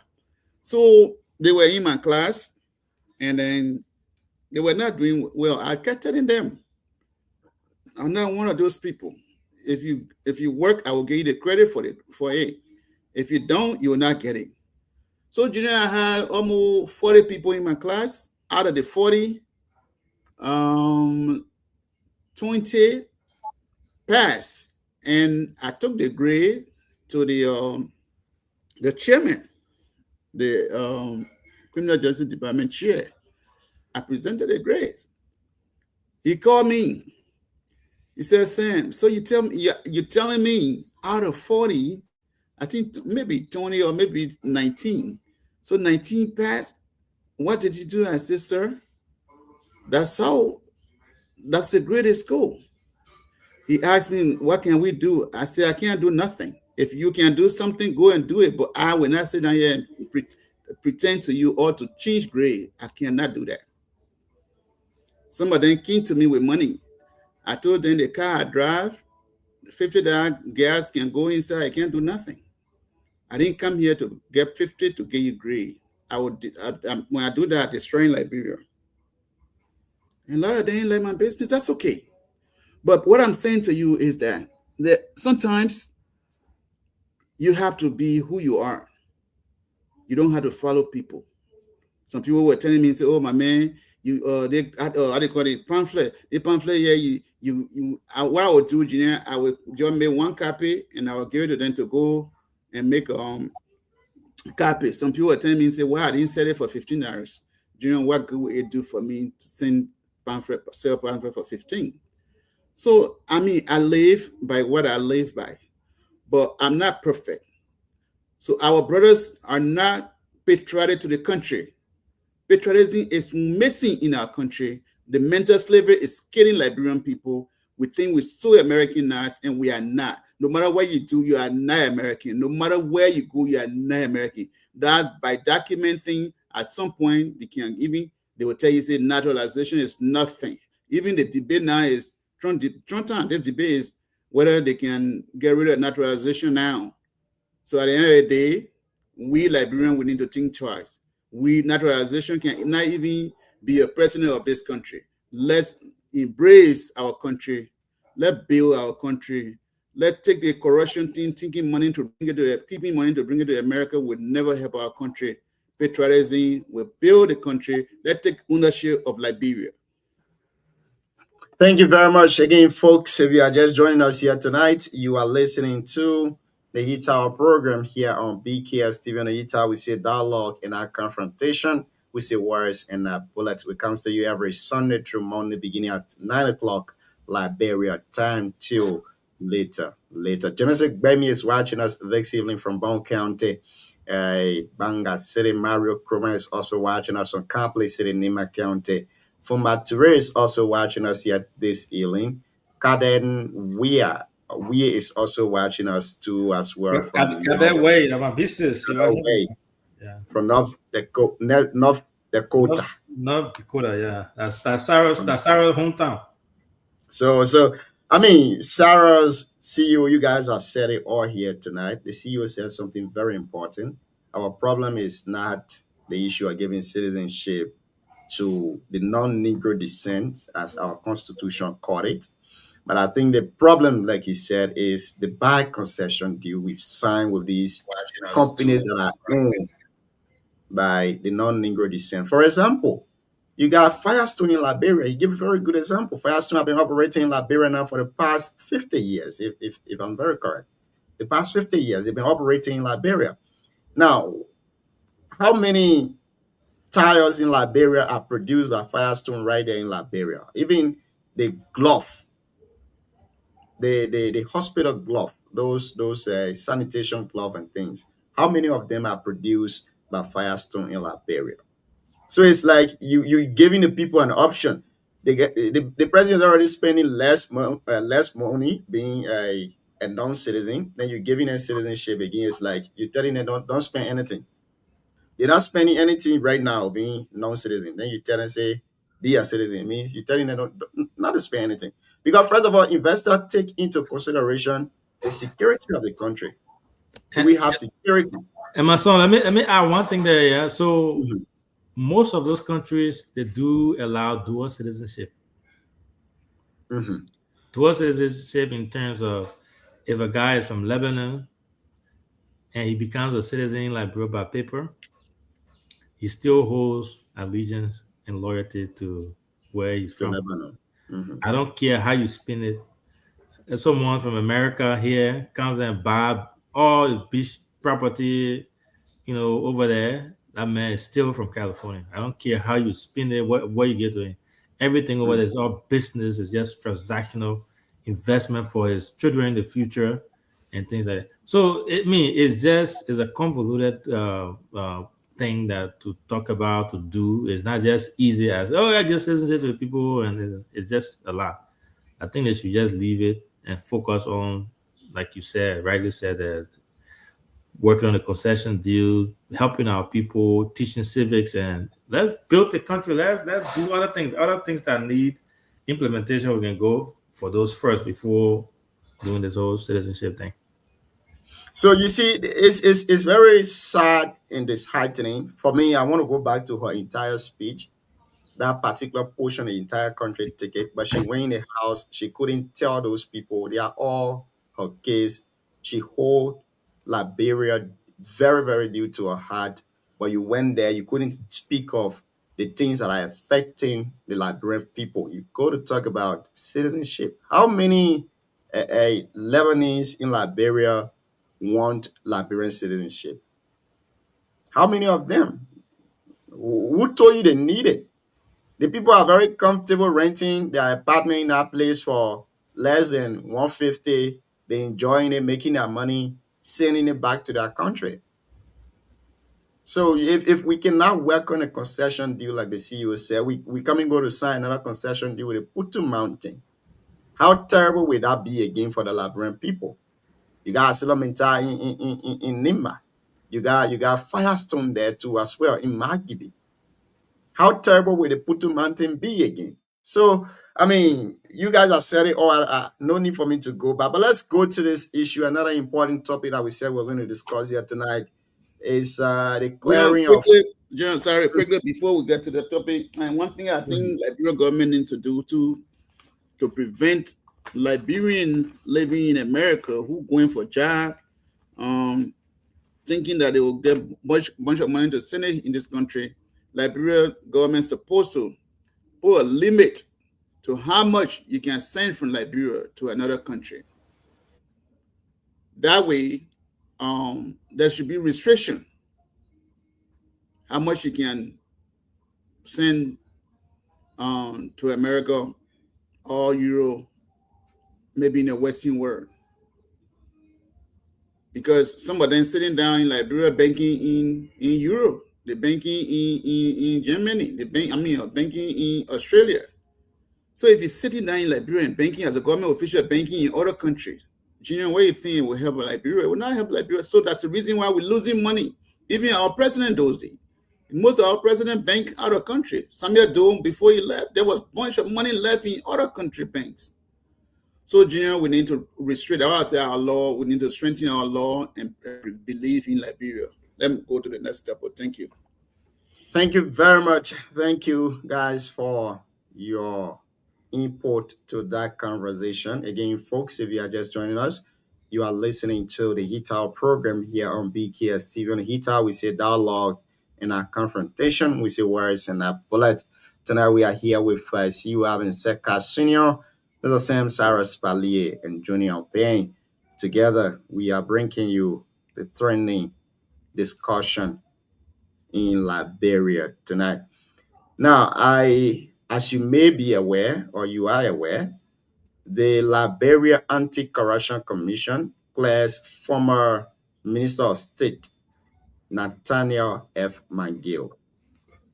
Recently, it was Emma Glasgow from no car. She was cleared off by the Liberia Anti-Corruption Commission. But say, why you laughing? Why you laughing at my girl Clarence? Now it is Nathaniel Fallow McGill. I want to read a clearance to you, and you will tell us what is going on in Liberia. America sanctioned this person. I want to give you a history of it. America sanctioned him for corruption. Liberia took on the investigation, and now they are saying no. So this is clearly saying that America's sanction was based on personal feelings, if I may say that. Because if the Liberia Anti-Corruption Commission, who is the head entity for investigating every corruption-related matters in Liberia, can say a person who was sanctioned by the United States government, if this person is cleared by LACC, then it means the sanction from the US, maybe it was politically influenced. We don't know, but I would say it was politically influenced. Let me read you the clearance, then you can have your 1 cent on it. Going back to the Emma Glasgow clearance too, that was issued some part of this week, and also the Nathaniel Fallow McGill clearance that was issued yesterday too as well. A couple of them. Now it reads, this is clarified that Honorable Nathaniel F. McGill, former Minister of State, was subject to an investigation conducted by the Liberia Anti-Corruption Commission, LACC, on allegation of payroll bidding at the Ministry of State, payroll party and the Ministry of State for the period of 2018 to 2023. Now, upon thorough examination of the facts and available evidence, it has been determined that there is no probable cause to pursue legal criminal proceeding against the said individual / company. Now, it says accordingly, no charges have been filed and the case has been closed.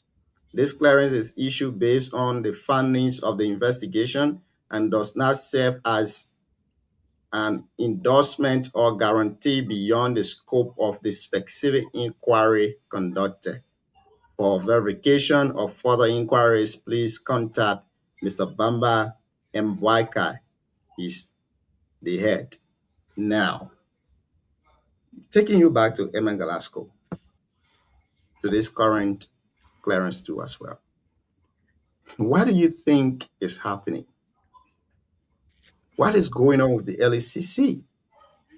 Is the LACC indirectly telling us that the U.S. sanction on Nathaniel McGill on corruption issue, it means the U.S. was wrong? The U.S. intelligence have been giving wrong information to the U.S. What is going on? Are these sanctions, or these indictment, these investigations were politically motivated? LACC just took upon themselves just to investigate these people. Are they telling us that their investigation have been politically motivated? They just went out to derail people character in the public so that people will refer to these people as corrupt officials in the meantime while they are doing investigation. What is going on? Sam, let me hear you, Chief. Well, Junior, we were on this topic yesterday. Good question, Junior. You see, maybe from a little man understanding criminal justice, as a criminal justice practitioner, when I saw that yesterday, I was wondering if our anti-corruption commission are doing the right thing, or if they are not being influenced by something else. The difference between the two cases is Glasgow case is quite different. But when it comes to Nathaniel McGill case, the United States of America that I know, that I live in, will not just get up because their character is on the line. To just get up and accuse somebody without a proof. The country that we are living mental slavery in. Yeah, that's true. But when it comes to certain things like criminal justice proceeding here, I mean, it's difficult for American to accuse you of crime, and not once in a while you may, but they accuse Mangiel for misappropriation, bribery, human rights abuses, so many things. But for our Anti-Corruption Commission, they said they went there to investigate because Mangiel were accused for payroll pattern, mean that putting a bunch of people on the payroll, collecting the money for himself. In other words, but that's what I said yesterday. So the Anti-Corruption Commission just went to investigate the payroll pattern case, but the resources that Mangiel was accused of misapplication, bribery, all of those things. So they don't dive into that investigation. They only say, you know what, our goal here is our scope of investigation is to directly investigate payroll pattern, but not all the other things that the American accused Mangiel of. If that is the case, then, and they came up with this funding, then they are right. But my thing is, and then yesterday we defined our role. What is the role of the Anti-Corruption Commission? They investigate based on what? Whistleblower as well. Based on a lot of things they investigate. So they want to tell me that America did not serve as a whistleblower to them for this case. So they went there, Mangiel were actually not corrupt. So I see it difficult. So Sam, let me say this, then you can continue. Mangiel appeared on several platforms saying that the reason why he was sanctioned by the U.S. government is there were some people within the opposition. He mentioned the name of Henry Costa. He said these people, they lobby with the U.S. government to sanction them, and their sanctions were politically motivated. Do you think the clearance by the LACC, it confirms Mangiel's previous allegation that his sanction by the U.S. government was politically motivated? So Junior, again, I live in a country that I went to criminal justice school, that I have witnessed some investigation here in the court. I have been here and done some work for America that I know, to just for someone to come to somebody and say, you know what, let's accuse this person based on politics. Junior, it's difficult for me to answer. It's difficult for me to believe, because this thing is not about is it the word political motivation? But Samuel, do you think now that his allegation at that time that his sanction came about with political rallies around other people that they knew in the U.S. government to sanction them? And then, because what I'm told is that the LACC investigation into Nathaniel Mangiel on this entire payroll thing, the intelligence was given to them, or the whistle was blown by the U.S. government.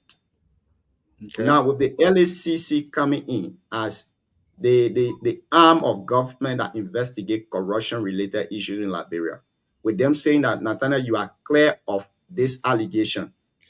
Well, do you agree with Nathaniel? I understand.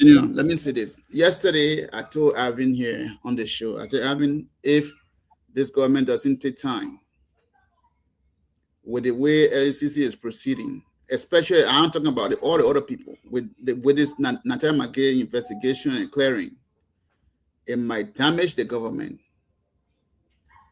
It means what it means is American people lie on Mangiel. And the American people are the one who gave their resources to Liberia most often. And for them to accuse Mangeo of misappropriation of state resources, just for them to get on and knock their boy and say, well, we will go and only accuse Mangeo and Bertrawe and the other guy, all these guys, would just knock our boy and go accuse them.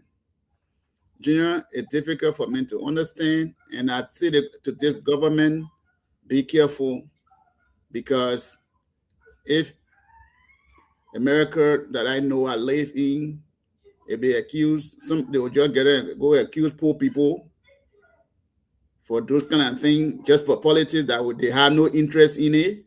Junior, I yet to believe, and I would tell the government to be careful, especially when you say America don't have interest in Liberian politics. Are you sure what you're saying? Yeah, when I say not interest in Liberian politics, what are they going to get from accusing Mangeo for nothing?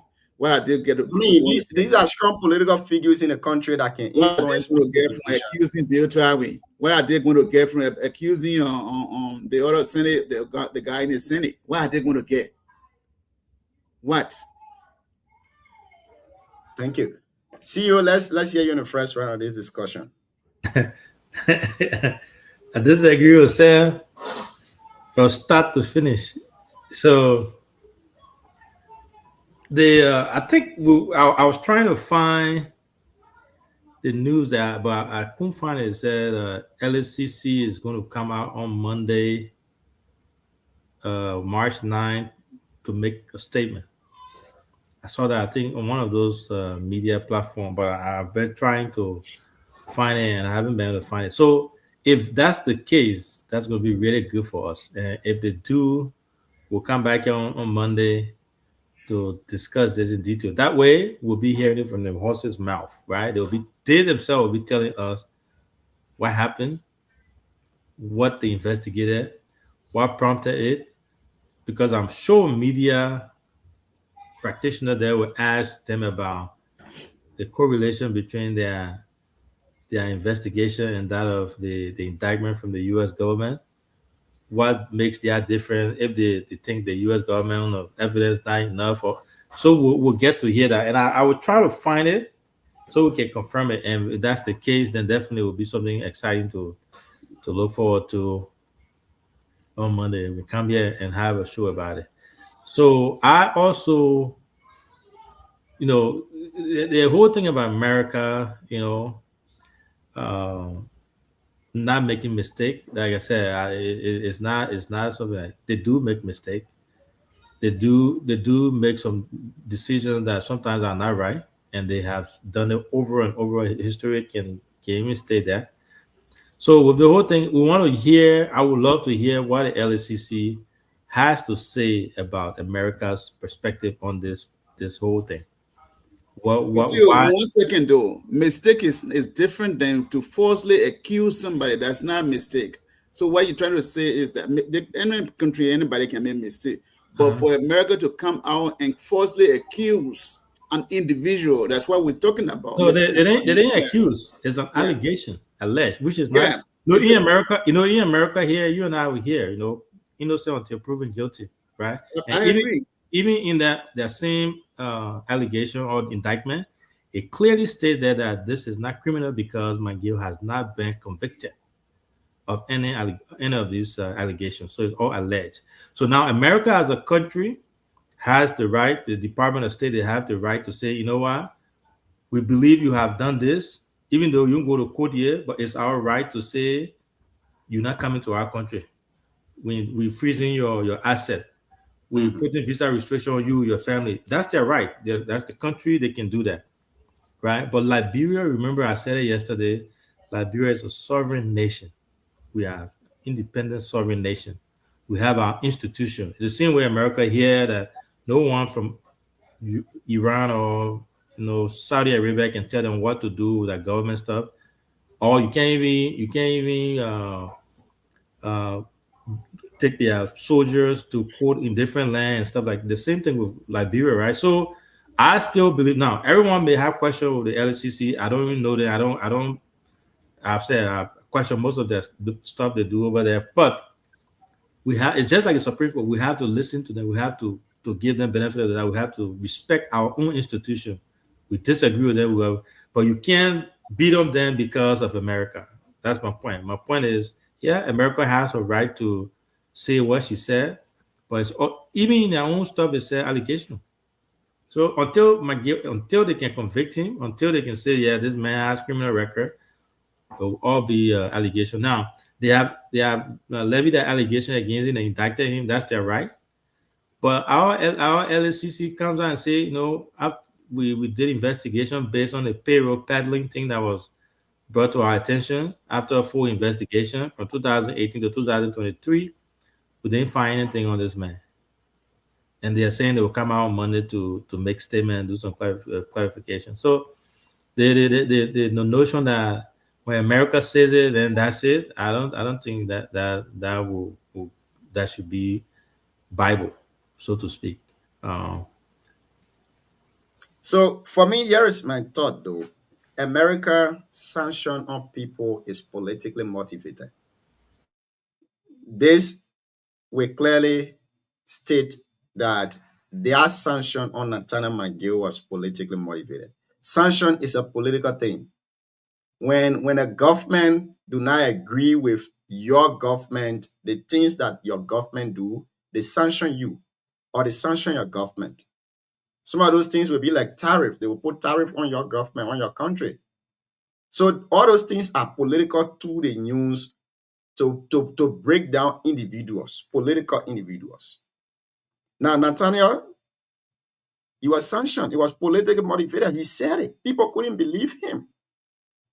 You know, Liberia has a justice system similar to the U.S. justice system. If you are accused as a person, you are innocent until proven guilty.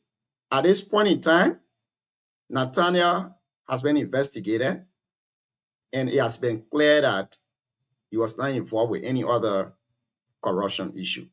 Will the U.S. lift the sanction on him? No. The U.S. got their own will and pleasure. That's their country. They decide what to do and when to do them. So the issue of whether the U.S. intelligence might be false, it might be this, those same individuals in the U.S., they got interest in Liberian politics. If certain government is not working according to their will and pleasure, they will do all they can politically to remove that government. You will not see the U.S. coming to Liberia to say, vote for this person. But what they can do is that they will go after a political individual that they know that this person is supporting this camp. And once America sanction you, we the Liberian people will start saying, that's it though. It's the founder. It's like this, it's like that. I'm not saying this tonight like I'm supporting Nathaniel McGill or I support any other person who have been accused of corruption. No. I'm saying the issue of sanction that has been going around. People will say this person was sanctioned. You are not supposed to contest in Liberia. And it baffles me a lot. As a sovereign state that we are, another country sanction you, and then citizens from your country was just saying the U.S. government has sanctioned this person, so the president shouldn't contest in any other election. It gets me confused. And honestly, I think the LSCC is doing her job. LSCC goes in to investigate people based on allegations to clear the doubt of the public. But the people from the other side will be saying, no, LSCC is not doing the right thing. Why is it that the U.S. will say this person did this? Looking at the U.S., the great United States, say the president did this, and you come on to say the president didn't do it. But bear in mind that investigation, evidences were presented. And those evidences that were presented, the people look at it and say, no, we can't take this case to court because the judge himself will not find merit in the case. So it's better we dismiss it right here at the investigation level. And they did. They did. How many officials? My question now is, how many officials from Liberia that the U.S. government has sanctioned based on corruption-related matters, on political feelings? I will say that, on political issues. How many? Is the U.S. really, really following Liberian politics? Or there are people from Liberia, those same intelligence they have in Liberia, are they carrying false information to them? Bear in mind that the U.S. intelligence, they are not U.S. citizens themselves. They are people that the U.S. hire from the same country to work with them. So how many of our citizens that are giving wrong information to the U.S. that they are sanctioning people based on that? I have a lot to unpack here, but I know Sam want to say something. So Sam, let's hear Let you me first. let me give something to Sam so Sam can add to what he was saying. So I want to make this clear, right? You know, when we grew up, we had that we all live in America, right? Great country that we love dear and near to our heart, country that gave some of us the opportunities that we have today. Our loyalty, I personally, my loyalty to America is unbending. You know, I support them in every way, shape, or form. That's a great country. That country that gave us, you know, second hope. Country that allows somebody that like myself to come to this country and do something and become somebody. A country that will allow it will call it a great equalizer. A country that will allow a young kid from a refugee camp with nothing to come in and become a medical doctor, lawyer, engineer. So that's how great this country is. Now, that being said, the notion, because Sam has stressed on, the America that I know, for them to get it, make mistake and did that, it never happened. No. So history book says that the department, U.S. Department of State, have made some foreign policy mistakes over the years. The same thing with U.S. presidents. They have made decisions, and they go back and realize, the decision we made was not correct. We can go from President Obama when he took out Gaddafi. You go to George Bush. And he went to Iraq. The list goes on and on. Even the Department of State made a mistake with intelligence when it comes to Rwanda.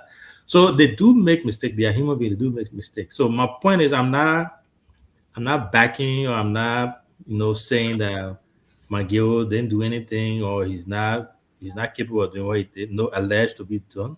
I'm not saying that.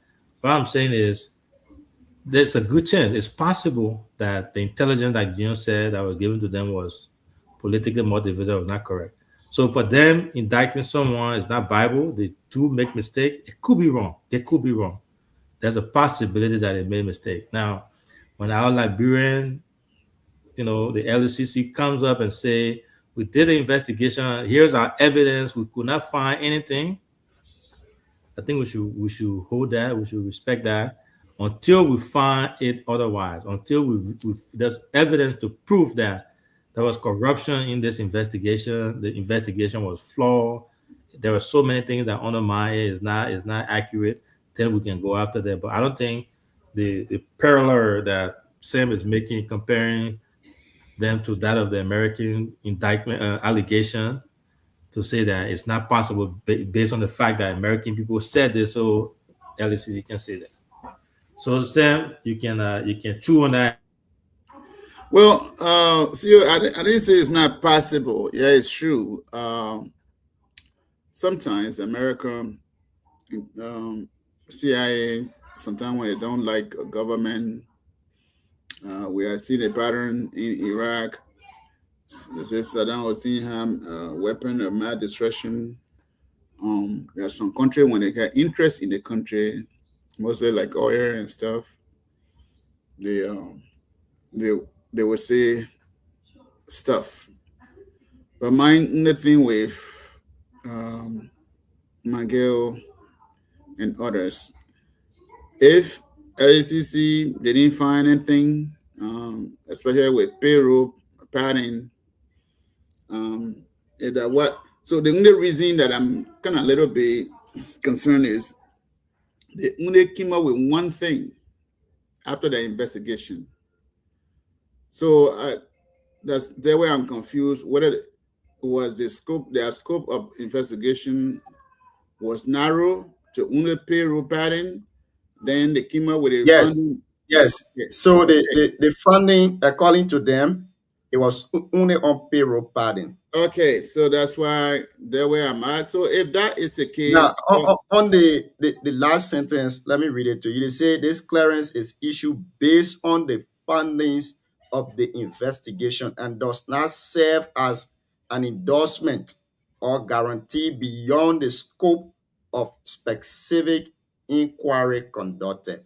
So they are saying that if for any reason they will go about conducting another investigation again, this investigation does not endorse it. You are exempted from any other investigation furthermore.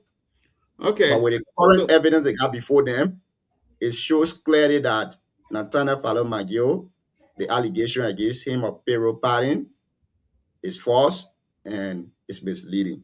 But well, just in case tomorrow they want to conduct another investigation, this clearance cannot stop them from conducting another investigation if they have new evidences in the same case.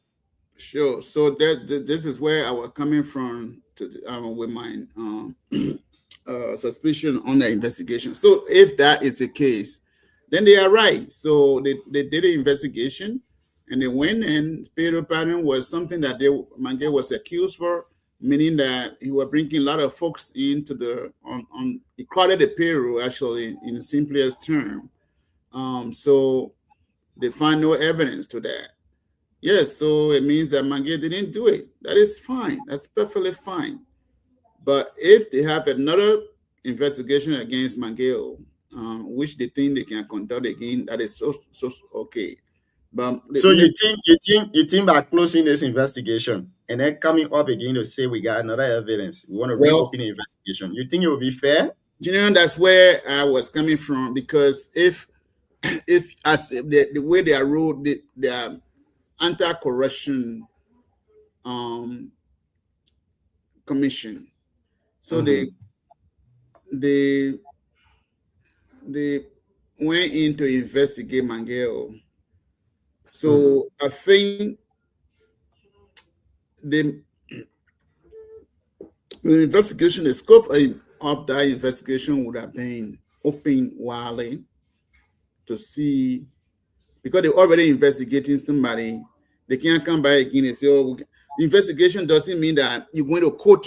So the way criminal investigation is done, it's like more questioning. But was this a criminal investigation? Well, once it comes to it would be. It was a criminal investigation. It would be criminal, because it's not safer now, because the corruption mostly is screening nothing. So when that type of investigation is done, it's more questioning. Where did you get the money from, or where you think you get all the property from? What did you do? And all of those things, those questions will be asked. So to get more detail of what this person, because this person activity, what was his activity? How much was Mangel income when he came to power? How much he achieved? How did he, all of these questions, Junior, I think maybe that's why I said the scope of the investigation, I still don't understand. If it's particularly about payroll pattern, then I'm kind of confused, because anti-corruption commission, when you go to investigate, I think you have to unpack everything in that pressing. So I'm not sure. I still struggle with it. I can't get it. See, sir, I want to take you back. I want to take you back a little bit to the time we discussed Galasco issue here. We tried bringing up the issue of the FOIA project. Oh, no. I brought that out yesterday. I asked him. He said the reason for that is the U.S. government was involved in Magio and the FOIA project. The U.S. government not involved in it, so that was his excuse. Okay, so that leaning. But I think the Liberian people opinion. Yeah. So let's call it here a day with this issue. Now, Nathaniel McGill has been clear about them. We hope and pray that they will make the final clarification based on the speculation in the media. as to how their investigation have been done. So we look forward to their media appearance on Monday. Hopefully, if they do that, we'll also appear here to discuss the issue. The CDC recently broke ground for their party headquarters, and then they have been doing some construction work recently. I want to play the video, then we can look into it. Now you see, LACC kept going the other point to say, where you're getting money from, you're building the party headquarters, they're not investigating, they're not doing anything. But tomorrow when the people kind of will say, oh, you guys build party headquarters, you know, this government sanctioned you, we got to go for investigation and all of that. But let's play the recording, and then we can have our 1 cent on it. After that, we'll go to the Putu Mountain thing. We discussed it before we call it a day here tonight. If you're listening to us and you also want to make your contribution to the show, we ask you to call us on WhatsApp on the numbers you see on your screen, and you can make your contribution here tonight. My brother Anderson Gunley is watching us. Abraham Sandy is also watching us. DK Way is following us too as well. Let's play the video. Happy birthday to Abraham Sandy. You know, he said today is his birthday. He's a wow. Oh, wow. Abraham, happy birthday to you. We wish you all the best in your new age. On behalf of the management and workforce of this station, we are wishing you a happy, joyous birthday celebration. Let's go for this video. This is the progress that the CDC is making on their party headquarters. And you can make your 1 cent on the discussion. Then we go to the Putu Mountain issue. Still here, still got more time to go.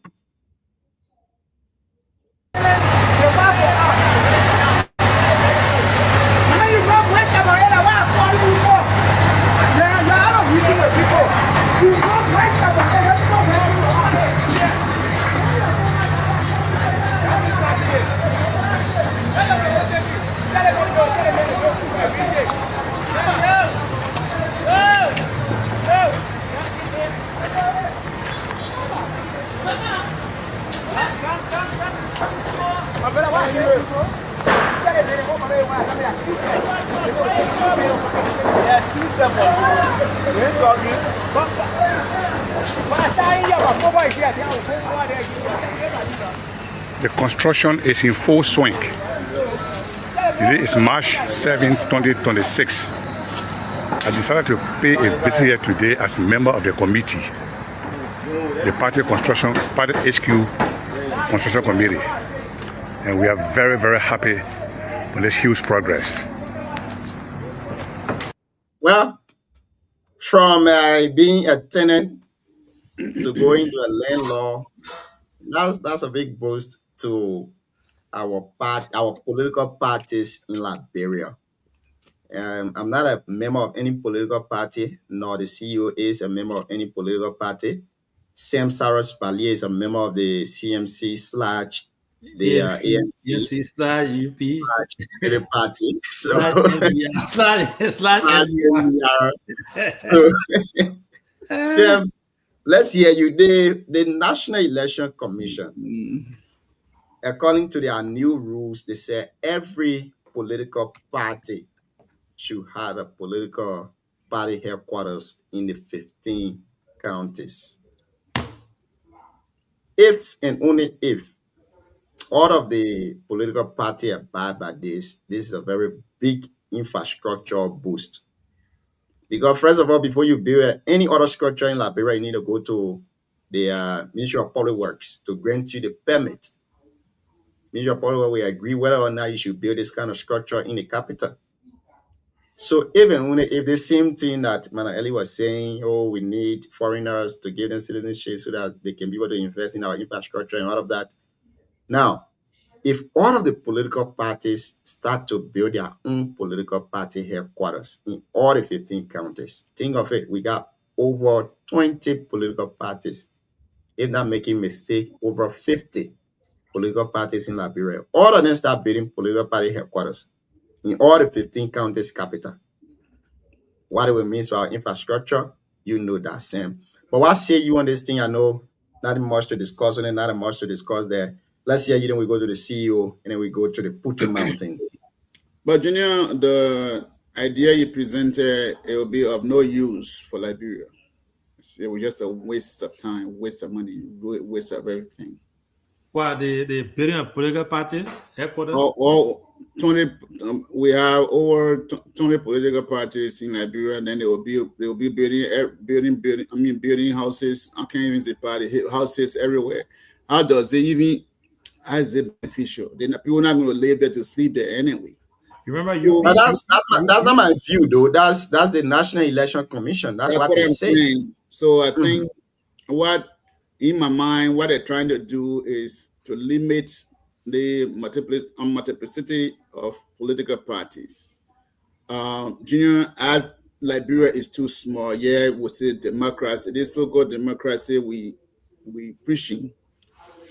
Junior, I think that if we really want to do good for our country, we should have at least maybe 3 major political parties. That's enough for the country. That would be enough for the So country. you say we should go back to the days of the True Win Party era? No, not two-way. Two-way party were more like not more like, but was just one political party system. But I'm you say we saying, should go to three political parties at most 3. yeah. So at most, So you trying to say that we're going closer to the 2-party system we had in the we 80s? should have either 2 or 3 party system. But the So thing is, you are saying that we should go back to the 2-party system during the True Win Party era? if that is the case, that it makes sense to me. Then why call it democracy then? If you're Well, limiting the political party. It's democracy. Even in America here, they call it democracy. They got all the petty parties, Green Party, all the nonsense party. But at the end of the day, what you hear, Republican and Democrats. That's the party you hear in this country. The Green Party, where they hear nothing. So I think with the Liberia being a small and tiny country, they So you're saying the idea to build political party headquarters in the 15 counties it's of no use and it's not even beneficial. You gotta push that to your Unity Party people, because you remember they did a massive fundraiser where they, I like the way you guys are tying into all the political parties. Like I enjoy it. That would be something that the day you get in the big room there, you're talking to your people, because everything you're saying, yeah, we can remember it, right?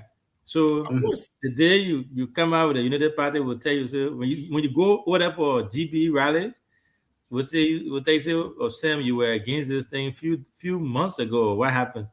But the party is spearheading that. They did a fundraiser where they're supposed to build political parties in Nimba, I think across the counties too, right? Yeah. So that's something you might want to. So can you say that that's a waste if Unity Party, what they're doing, if they continue? Can you criticize them for that? Again, I say this. I say that having political parties, I say Unity Party specifically. political party building parties headquarters all over across the country, it's just a waste of time, waste of money. And if left with my one, I would say that we should go to two or three party system. That the country we have is too small for all of this nonsense. Okay, we need a 2 or 3 vibrant political parties that we can. And Junior, let me say this: all the parties that we're talking about, when election comes, you don't even see some of them. Some of them even can't even. Can you imagine? I was in Liberia. Where I was specifically, I went to Congo. No, not Congo Town. Town Hall, Pinville Town Hall. One guy they call him Yakbazo. He said he's running for president. The man get one old picker, not even picker, full runner Jeep. He get maybe 4 or 5 pieces of flyers in his car. He came, start when I was sitting down with this girl who was selling her who got a little Kool-Aid and beer and stuff. I was sitting down with her, we were lecturing. The man came, he introduced himself, he said he's Yakbazo or something like that. Yeah, Yakbazo. He said he's running for president and he gave flyers. And what it was a political party, and he said, so I look at him and said, my friend, you sure you're running for president? He said, yeah, why you say that? I said, no, I just asked question. So, Junior, some of these things is just I will quote from my late Dana. He said, "Those are greedy hunters." I refer to them as political greedy hunters in Liberia. They come in to do those things so that they can be included when somebody wins and say, okay, well, I supported you, let what they call collaboration, let's do this, Junior. It does not make sense. What we need in Liberia is not multiplicity. My work can't even come out anyway. So Going we parece bunch of political parties. So Sam, What we need. What we need in Liberia is 2 or 3 vibrant political parties that we, as a country, we can educate our children, make the economic different for the people to enjoy themselves, for how to have a great Liberia where everyone can have the opportunity to grow. We have to have a strong and middle class economy, not political parties across the country or counties. What do you mean? Zero. Sam, I disagree with you, but I will side with your thought. Now, the NEC cannot cut that. The only way they can stop the multiple political parties is giving them the requirements for being a political party. And one of those requirements now is having a political party headquarters in the 15 counties. And I'm pretty sure we're not saying the same thing. Yeah. But for you, you're saying that we should curtail it to only 2 political parties, like during the 80s where we had only 2-party system. Now I'm saying no. But again, for me, I'm looking at the infrastructural side of this thing. If you got 50 political parties in Liberia, and 50 of them are demanded to build a modern political party headquarters in the 15 counties capital, you're talking about 50 modern buildings across. So now, if you need infrastructure development and you're building 50 modern buildings, I don't care whether you use it or not. But that's giving our let me ask you a question, please. Permit me to ask you. Having a bunch of building, hold on, Chief, 1 sec. So why are you coming in with your thought there? I believe that the buildings, even if you're not using the buildings, they will give her the facelift. The Ministry of Public Works. I think what you're saying is true, and you agree with him, but in a different way. Yeah. The Constitution, based on the fact that it's democracy, the Constitution protects that. You can't just limit someone who has the right to establish a political party. You can't just say, no, man, we get in the party. You can't establish a party. What the system can do is to make it difficult for people to establish. You can't have somebody that can just do $500 and get and go register a political party. So make it difficult, raise the bar. The registration fees has to be very, very high up there. The requirement of political parties that are headquartered in all those counties, those are heavy things, right? Before you get up and say you're going to go register when they set all those requirements, you see it, that has to do with your entire savings, you don't want to go to register political party. So I think you and Sam, you're saying the same thing. Yeah, I agree. So I agree with you. The only point here is, I don't know where you're coming with infrastructure development. People go and build other building there around. Nobody living there. Did you go there? Amanda, how does it help the people? So with the new zoning law, you can build a building and you leave it there, you're not using it. You will give it to somebody to take care of it if you don't want to use it. But if you are not using it, the government will step in. And the government had a very good and remedy solution to that. But I also believe that building a political party headquarters across will help us infrastructure-wise.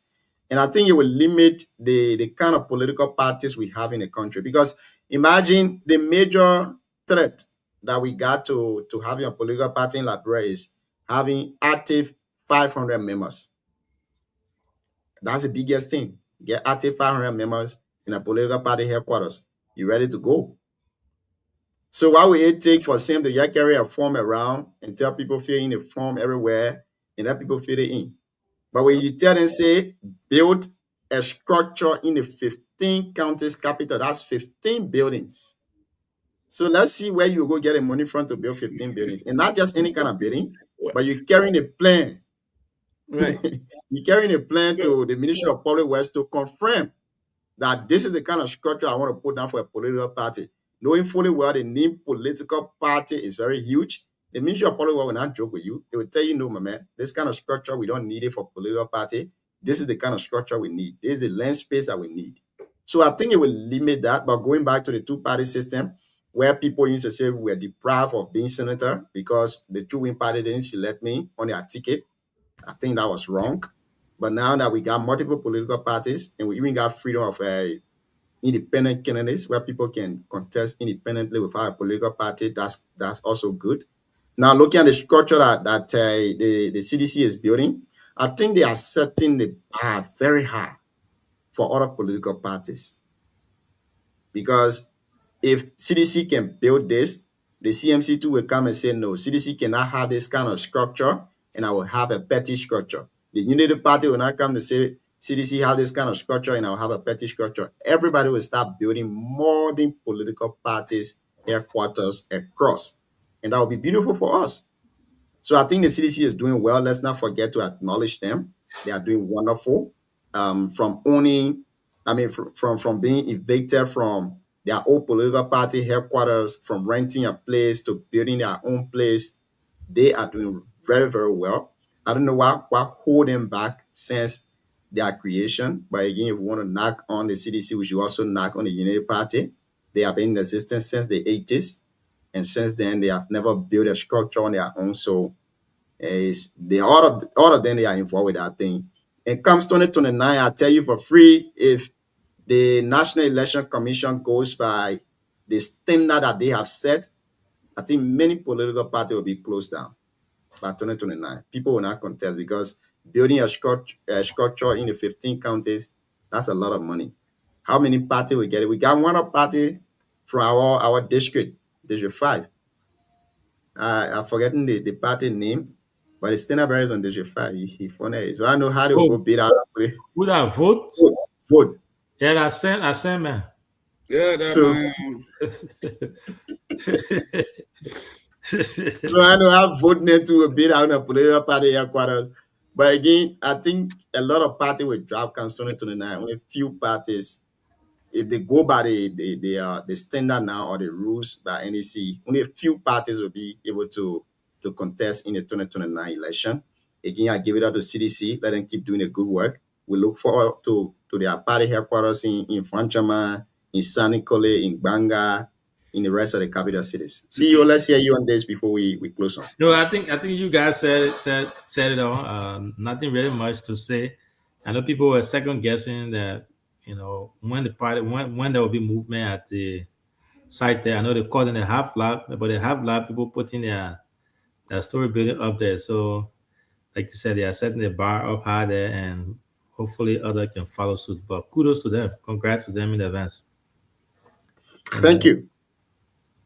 Now this is our last topic again, folks. If you are just joining, I want to say welcome. Aloysius Alexander Tinti Jr. is watching us from Canada. Aloysius, welcome to the show here this evening. Now, during the cabinet meeting, the president of the Republic of Liberia, His Excellency Joseph Joman Boakai, appointed his vice president, Jeremiah Kmakun, to take on a very cardinal responsibility. I want to read a specific section of the letter that he sent to the vice president, then we can have our 1 cent on it. He says that in view of the foregoing, I'm requesting that you assume direct oversight and spearhead a coordinated effort to convene all relevant ministries and agencies and stakeholders to expedite the conclusion of the transfer process. It is imperative that we bring clarity and finality to the transfer of the Putu asset from current sanctioned owners and ensure that the necessary conditions are established for the immediate commencement of operation. You are hereby authorized to act with the urgency this matter demands and within the confines of applicable laws and established procedure to identify and remove administrative bottlenecks, resolving outstanding impediments, and arrange alignment to restore the Putu Mountain project to full momentum. Signed, President Joseph Yuma Boakai. Another concession deal. What should we expect from this? For me, this is the only question I want to ask all of us here tonight. What should we expect from this? Going back in history, recently, the ArcelorMittal deal was signed. And pretty soon, our guy Matthew will take on the role of from Sanikole to Yekepa to give us update on our role, where the lawmakers were saying, oh, the road construction project has started, blah, blah, blah. Our reporters will be going there to give us updates on the road. In Yekepa, they'll be going there to give us updates on the renovation that they spoke of. But those things are not captured in the mineral development agreement. What should we expect from this Putu Mountain deal? Sam, let me start with you. The man muted, man. You are muted, Chief. I will take it from here, then I'll close quick because I have a meeting somewhere. Junior, I think that, first of all, let me say kudos to Jeremiah Kmankun. You know, I always say this. I don't really know Jeremiah. I met him once. Politics, people say a lot, but I think that if you talk to 4 or 5 people in Liberia, they will tell you Jeremiah Kmankun is this, is that. But at the end of the day, they will say Jeremiah Kmankun is humble. That's a word I have always heard from people. He's a very humble man, respectful. And I believe that Joseph Boakai is trusting Jeremiah Kmankun because he's been very humble and respectful to him. No matter what people might say about him politically, I think he excelled in the Liberian politics. I mean, he's doing really great with... Sam, I beg you, we have a call on the line. The president has been holding on. So I beg you, before you end your talk, let's take this president. I beg you, Chief. Good evening. Good evening, my brother. And let me say a very good wet evening here in Monrovia and a very good evening to all your panelists and your listeners. What's your name and where do you join us from, Chief? My name is Musa M.F. Krumah, a son of Nimba, and I'm calling from Monrovia, respectively. Musa, let's hear you. What's your take? Well, basically, I call to inform the general public and your panelists on 2 issues. First, have to do with the level of the superintendent of Nimba County, Madam Koumia Bergono. So, Musa. Yes, sir. Musa, can we schedule a time for you so that we can have a lengthy discussion? I thought you wanted to make an input on the conversation tonight. Yeah, I can make an input on the conversation tonight. Okay, go ahead. And then we can also schedule a time where I can sit on the platform and provide information. My 2 information I want to provide to the platform, it won't have to do with the stewardship of the superintendent of Nimba 2 years now into our leadership. So the stewardship issue, that's why I said you should hold on to it. I will call you after the show, and then you can appear on the platform. We'll give you the time so that you can discuss those things. But the topic on our discussion tonight, if you can make your input to it, that would be great. So what is the topic of discussion tonight? Okay, Musa, I think you've not been following the show, but I will call you after.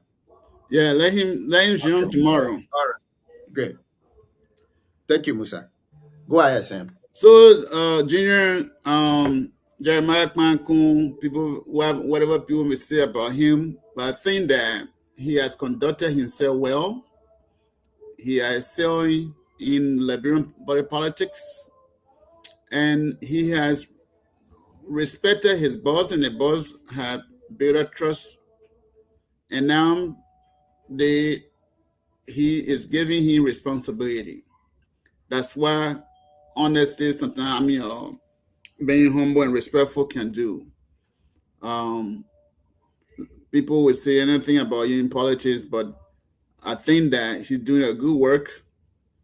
I think his respect for Joseph Barker is the one that pushing him from Yellow Machine to taking over the Putu Mountain.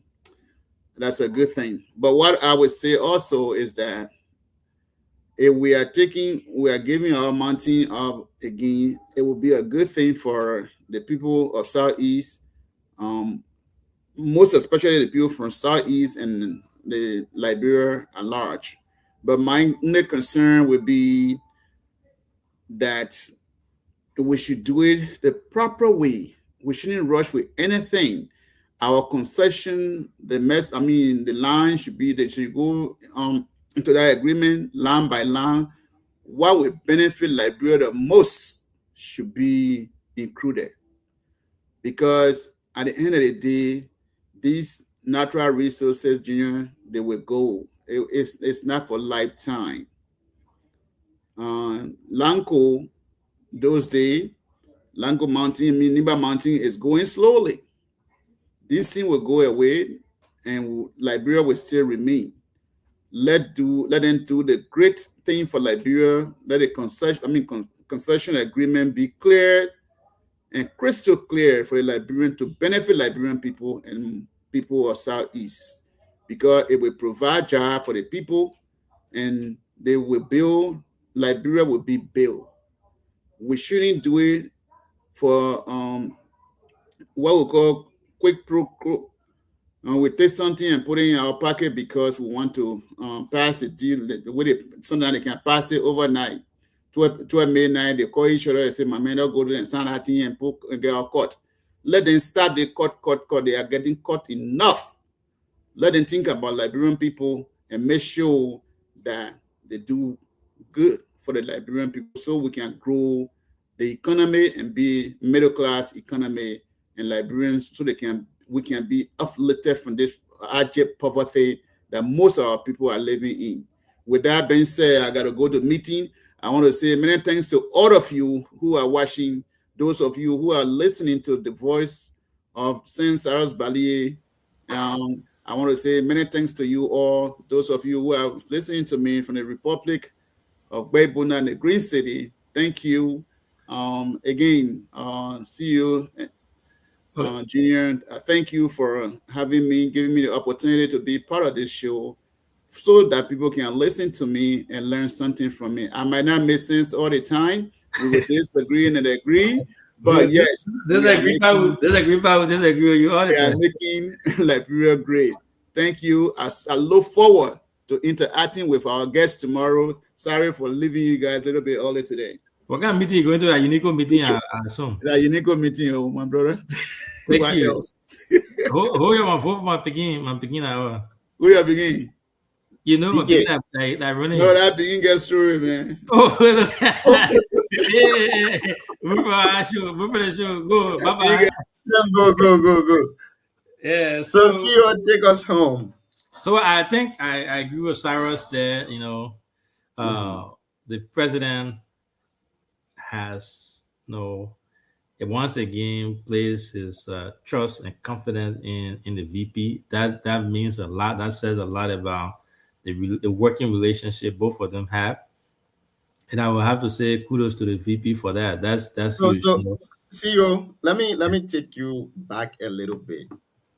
We had a conversation here surrounding the ArcelorMittal deal, and people said the vice president had nothing to do with this. It was with the legislature. Yeah, I was going to get there. I was going to get there. Great. So go ahead. I wanted to ask you on that. Yeah, I was just starting out. So it's a great deal. The president, like you said, he respected the VP. He had confidence in him, and that's huge for him, for Nema County, for everything. That's huge, and we'll say congrats to him. But before I even go further, let me step back a little bit and speak to your point that you made. It will be question. It's politics, right? These concession deals are all political, right? And then the reason why he's being put there is because it's purely political. It's a huge political move, meaning that there are so many things that could come out of it, right? So the president obviously trusts him politically to put in there. Now the question now remains, it will be the concession deal, something similar to what happened in Nimba. Will this be publicized? Would there be foreign companies interfering in this? How the local people who are from the area, how are they going to benefit? Are they going to be involved with this arrangement? What would be the deals that will be signed? That the caucus from that region will be able to be part of this. So there are so many things that will be involved, and the VP will be spearheading that. He's a politician. His boss is a politician. They'll do everything that will be politically favorable to them. So my back to your question that you asked, my concern or my question that I would ask is, we cry here, we talk when this was going on in Nema, and we talk about it, we honorability, everybody came in, even I think honorability said something about we don't have to even be in the VP for that. We say everything about it. We ask questions, where is the VP in all of this? Where is the VP in all of this? And everybody said that the VP had nothing to do with this. So, true. Now, the president that has so much trust and confidence in our great VP, he knew that there was concession deal going on in Nimba County where the VP hails from. He never appointed him to spearhead that, to control that, to make input publicly like he's doing to Putu Mountain. Is there a reason why? Yes. There is a reason. The reason is because it's all politics. It's all political. So he never wanted the VP to spearhead that because of political reason best known to themselves. So he's capable. Remember now, the same VP that when there was the issue with the yellow machine, he stepped in, they appointed him, he stepped in with his business background, and he made a deal, favorable deal for the government. So he can do it. He has shown that he can do it, and he has done it before.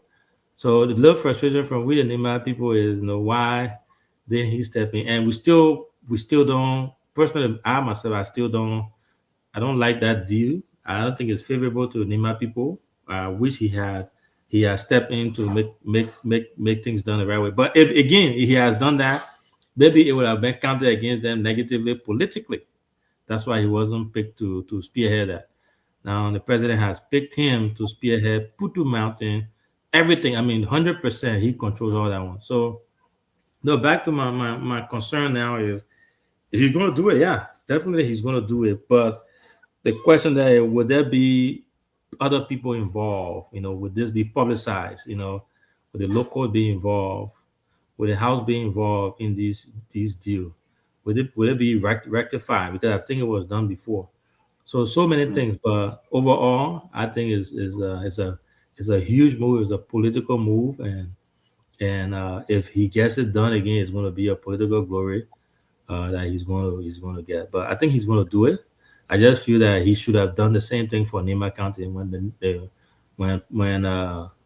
Metastee were kicking us all around like football. Nimba people that made this government struggling for a deal that was easy deal for him to do something, but he never stepped in. At least publicly, he never stepped in publicly. He let Nyan and a few other people talk, and then the minute just slide with the deal and they signed it, and it's everything else has gone. It's history now. But he's now has been appointed by the president.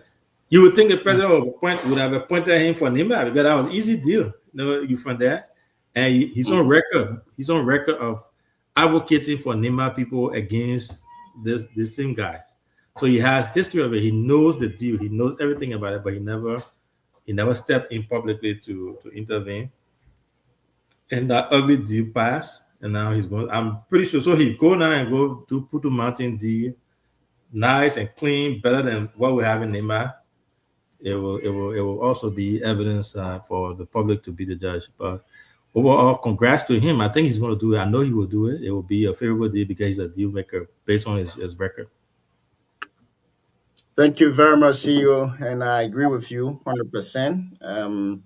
So yeah, man, the black one. I mean, coming tomorrow. We already. Man, I mean, get it back 2 minutes. Just 2 minutes. I can feel you again. Yeah, tough in there. The man hospital. Just 2 minutes, man. 2 minutes. Let's give you 2 minutes before we close on the whole deal, the Putu Mountain thing. Welcome. And I know that the Putu Mountain thing may join for tonight. Nothing else. I just a Putu Mountain discussion. Let's hear you, Chief. Thank you, CEO. Thank you to Junior. I know. Thank you, CEO, for advocating for Junior to bring me on. Because Junior will give you the back. But thank you. It's a great thing. We want opportunities for our people. But individuals who have been placed within the sector now become questionable. Because if that person had a pedigree and they have the capacity to do what they could do for Nima, what happened to Nima? So they use Nima as a testament ground. They use Nima as laboratory. They use Nima as a reservoir. So it becomes an issue that we will keep confronting the government. If the VP have the connection or have the pedigree to do what the person had been intended to do. Where were he when Nima Kante when Arsenal Mentor was treating our people? He been in the House of Parliament for the past years. All the concession deals, what the issue of Arsenal Mentor, and him being a cooking jar. What happened to it yesterday? What happened? So again, we keep saying this. No matter people feel about Nima, they feel about us in Liberia, then they feel about us. Who haven't been the interest of Nima Kane? That clearly shows that his particular appointment, you like it or not, putting a ticket for me. Who haven't been interest of Nima Kante? Because everything that has to do with Arsenal Mentor, he being inside. Today they appointed on Putu or issuing Grand Jire. It's so bad for me. But it's not surprising to me, CEO, because the president of Ghana, the president of Ghana brother, is Janakun's best friend. And I may take over Putu Monty. We're not surprised, eh? We're not surprised. They are recent person of Boga appointed that man on our committee. What happened to the Lezema minister? What happened to the Lezema minister? Because that's an error. But again, it's a business strategy. Jeremiah Kun is the best friend of the Ghana president brother. And then the man will take over Putu Monty. So I put Jeremiah Kun now, even call it the direct deal for the president, that's all. It's nothing else. It's not political goal, no. How to get a share from the process? Who is the best in the man? So the issue that is, CEO will dig deeper. Will unveil those things to the people of Liberia. So if you're putting Kun today, why the president Kun appointed Kun yesterday with the issue Arsenal Mentor? When we need to ratify that deal. Why the president Kun appoint Jeremiah Kun to that position? So that means Nima been used as skill go yesterday. They use Nima as testament ground. That person is going to tell Liberian people, the Nima people. But how many supporters are brave to say this thing we're saying? Right? When Arsenal Mentor was using Nima, they had to tell the president of Liberia of France to give 2 million for the senator fee. Why you going to appoint the VP only to settle issue in Nima? But now you appoint VP because you want the graduate vote 2029 because President Wiaga from Grand Jire. See, on the DCL Grand Jire vote, you go appoint Jeremiah Kun the committee. That thing I'm gonna work with some of us because we reappointed the money now. So again, CEO, we will dig deeper. I can't let. I expected 1% family to be on the show. He was saying on the show. Yeah, he was saying these things. Our traffic coming. 1%, yeah, where you go. Yeah, our traffic coming. Our listening. Nima Kante have been used by the VP and the other party, and we'll keep putting on the CEO because if the president knew Jeremiah Kun had a connection to make this thing happen, Why they had to take them from Liberia, Kenya, France to get 2 million deals, senator? Chris, that's a really genuine question. I mean, we would have expected that since the deal comes from the executive and the son from NIMA is serving the executive vice president, we would have expected that the NIMA deal be passed through him to get a proper signature, a proper benefit to the NIMA people, because we've been complaining a lot. Now, we all look forward to the Putu Mountain. We want to see the deal, we want to see the citizen participation in this deal, because what we saw from NIMA was quite unfortunate, it was quite different. But we're looking forward to the Putu Mountain thing. If Putu get a very good deal with the NIMA County that have been contributing almost 20% of Liberia revenue, then all of us will be shocked. This will not be politics anymore, but I think it will be something classified differently. I don't believe the NIMA people will take it very well. So we look forward to it. Like you said, we have good songs in the executive. They should have taken over. If the president knew that he could give responsibility to the vice president, I think NIMA would have been the best. Even though the vice president is not from NIMA specifically, he's the vice president of Liberia, but the deal from NIMA, I think he should have handled it like the way he gave it to Putu Mountain, he gave it to him. But then we look forward to it. We want to see how the deal will be. I mean, if the citizen participation, that's one thing we look forward to. And also how many benefit the people will get. We're also looking forward to that. But until then, I reserve my comment for now until we see the final copies of the deal. Yeah, thank you. It's a good thing. But for me, no reserving my comment. I don't reserve comment. I will keep blowing it. I will keep blowing it. Because those people, they're in the church and NIMA County, they use us. NIMA be a testament and a testing ground for the government. With a testing ground, you saw the 200 bonus they came for. They were asking them in the senator, that money be no NIMA County. Wow, 10%. 100%. So when we thought they say, oh, I get chief justice, oh, I get vice president, we don't care. We care about our percentage. And we'll keep doing it. Thank you. We'll keep doing it. And we'll blow it. No escape for you there, right? We'll blow it. You don't like it, you accept it. Thank you. Thank you very much, Chris, and thank you for being here tonight. It's been a wonderful conversation with all of you. See you. Final words before we call it a day for tonight. Yeah, I just want to say thanks to all our people. Luscious from Canada, always following us, and Edis Anderson, go like man, he owes me chicken. He said when I go to Liberia, he will give me chicken for my birthday.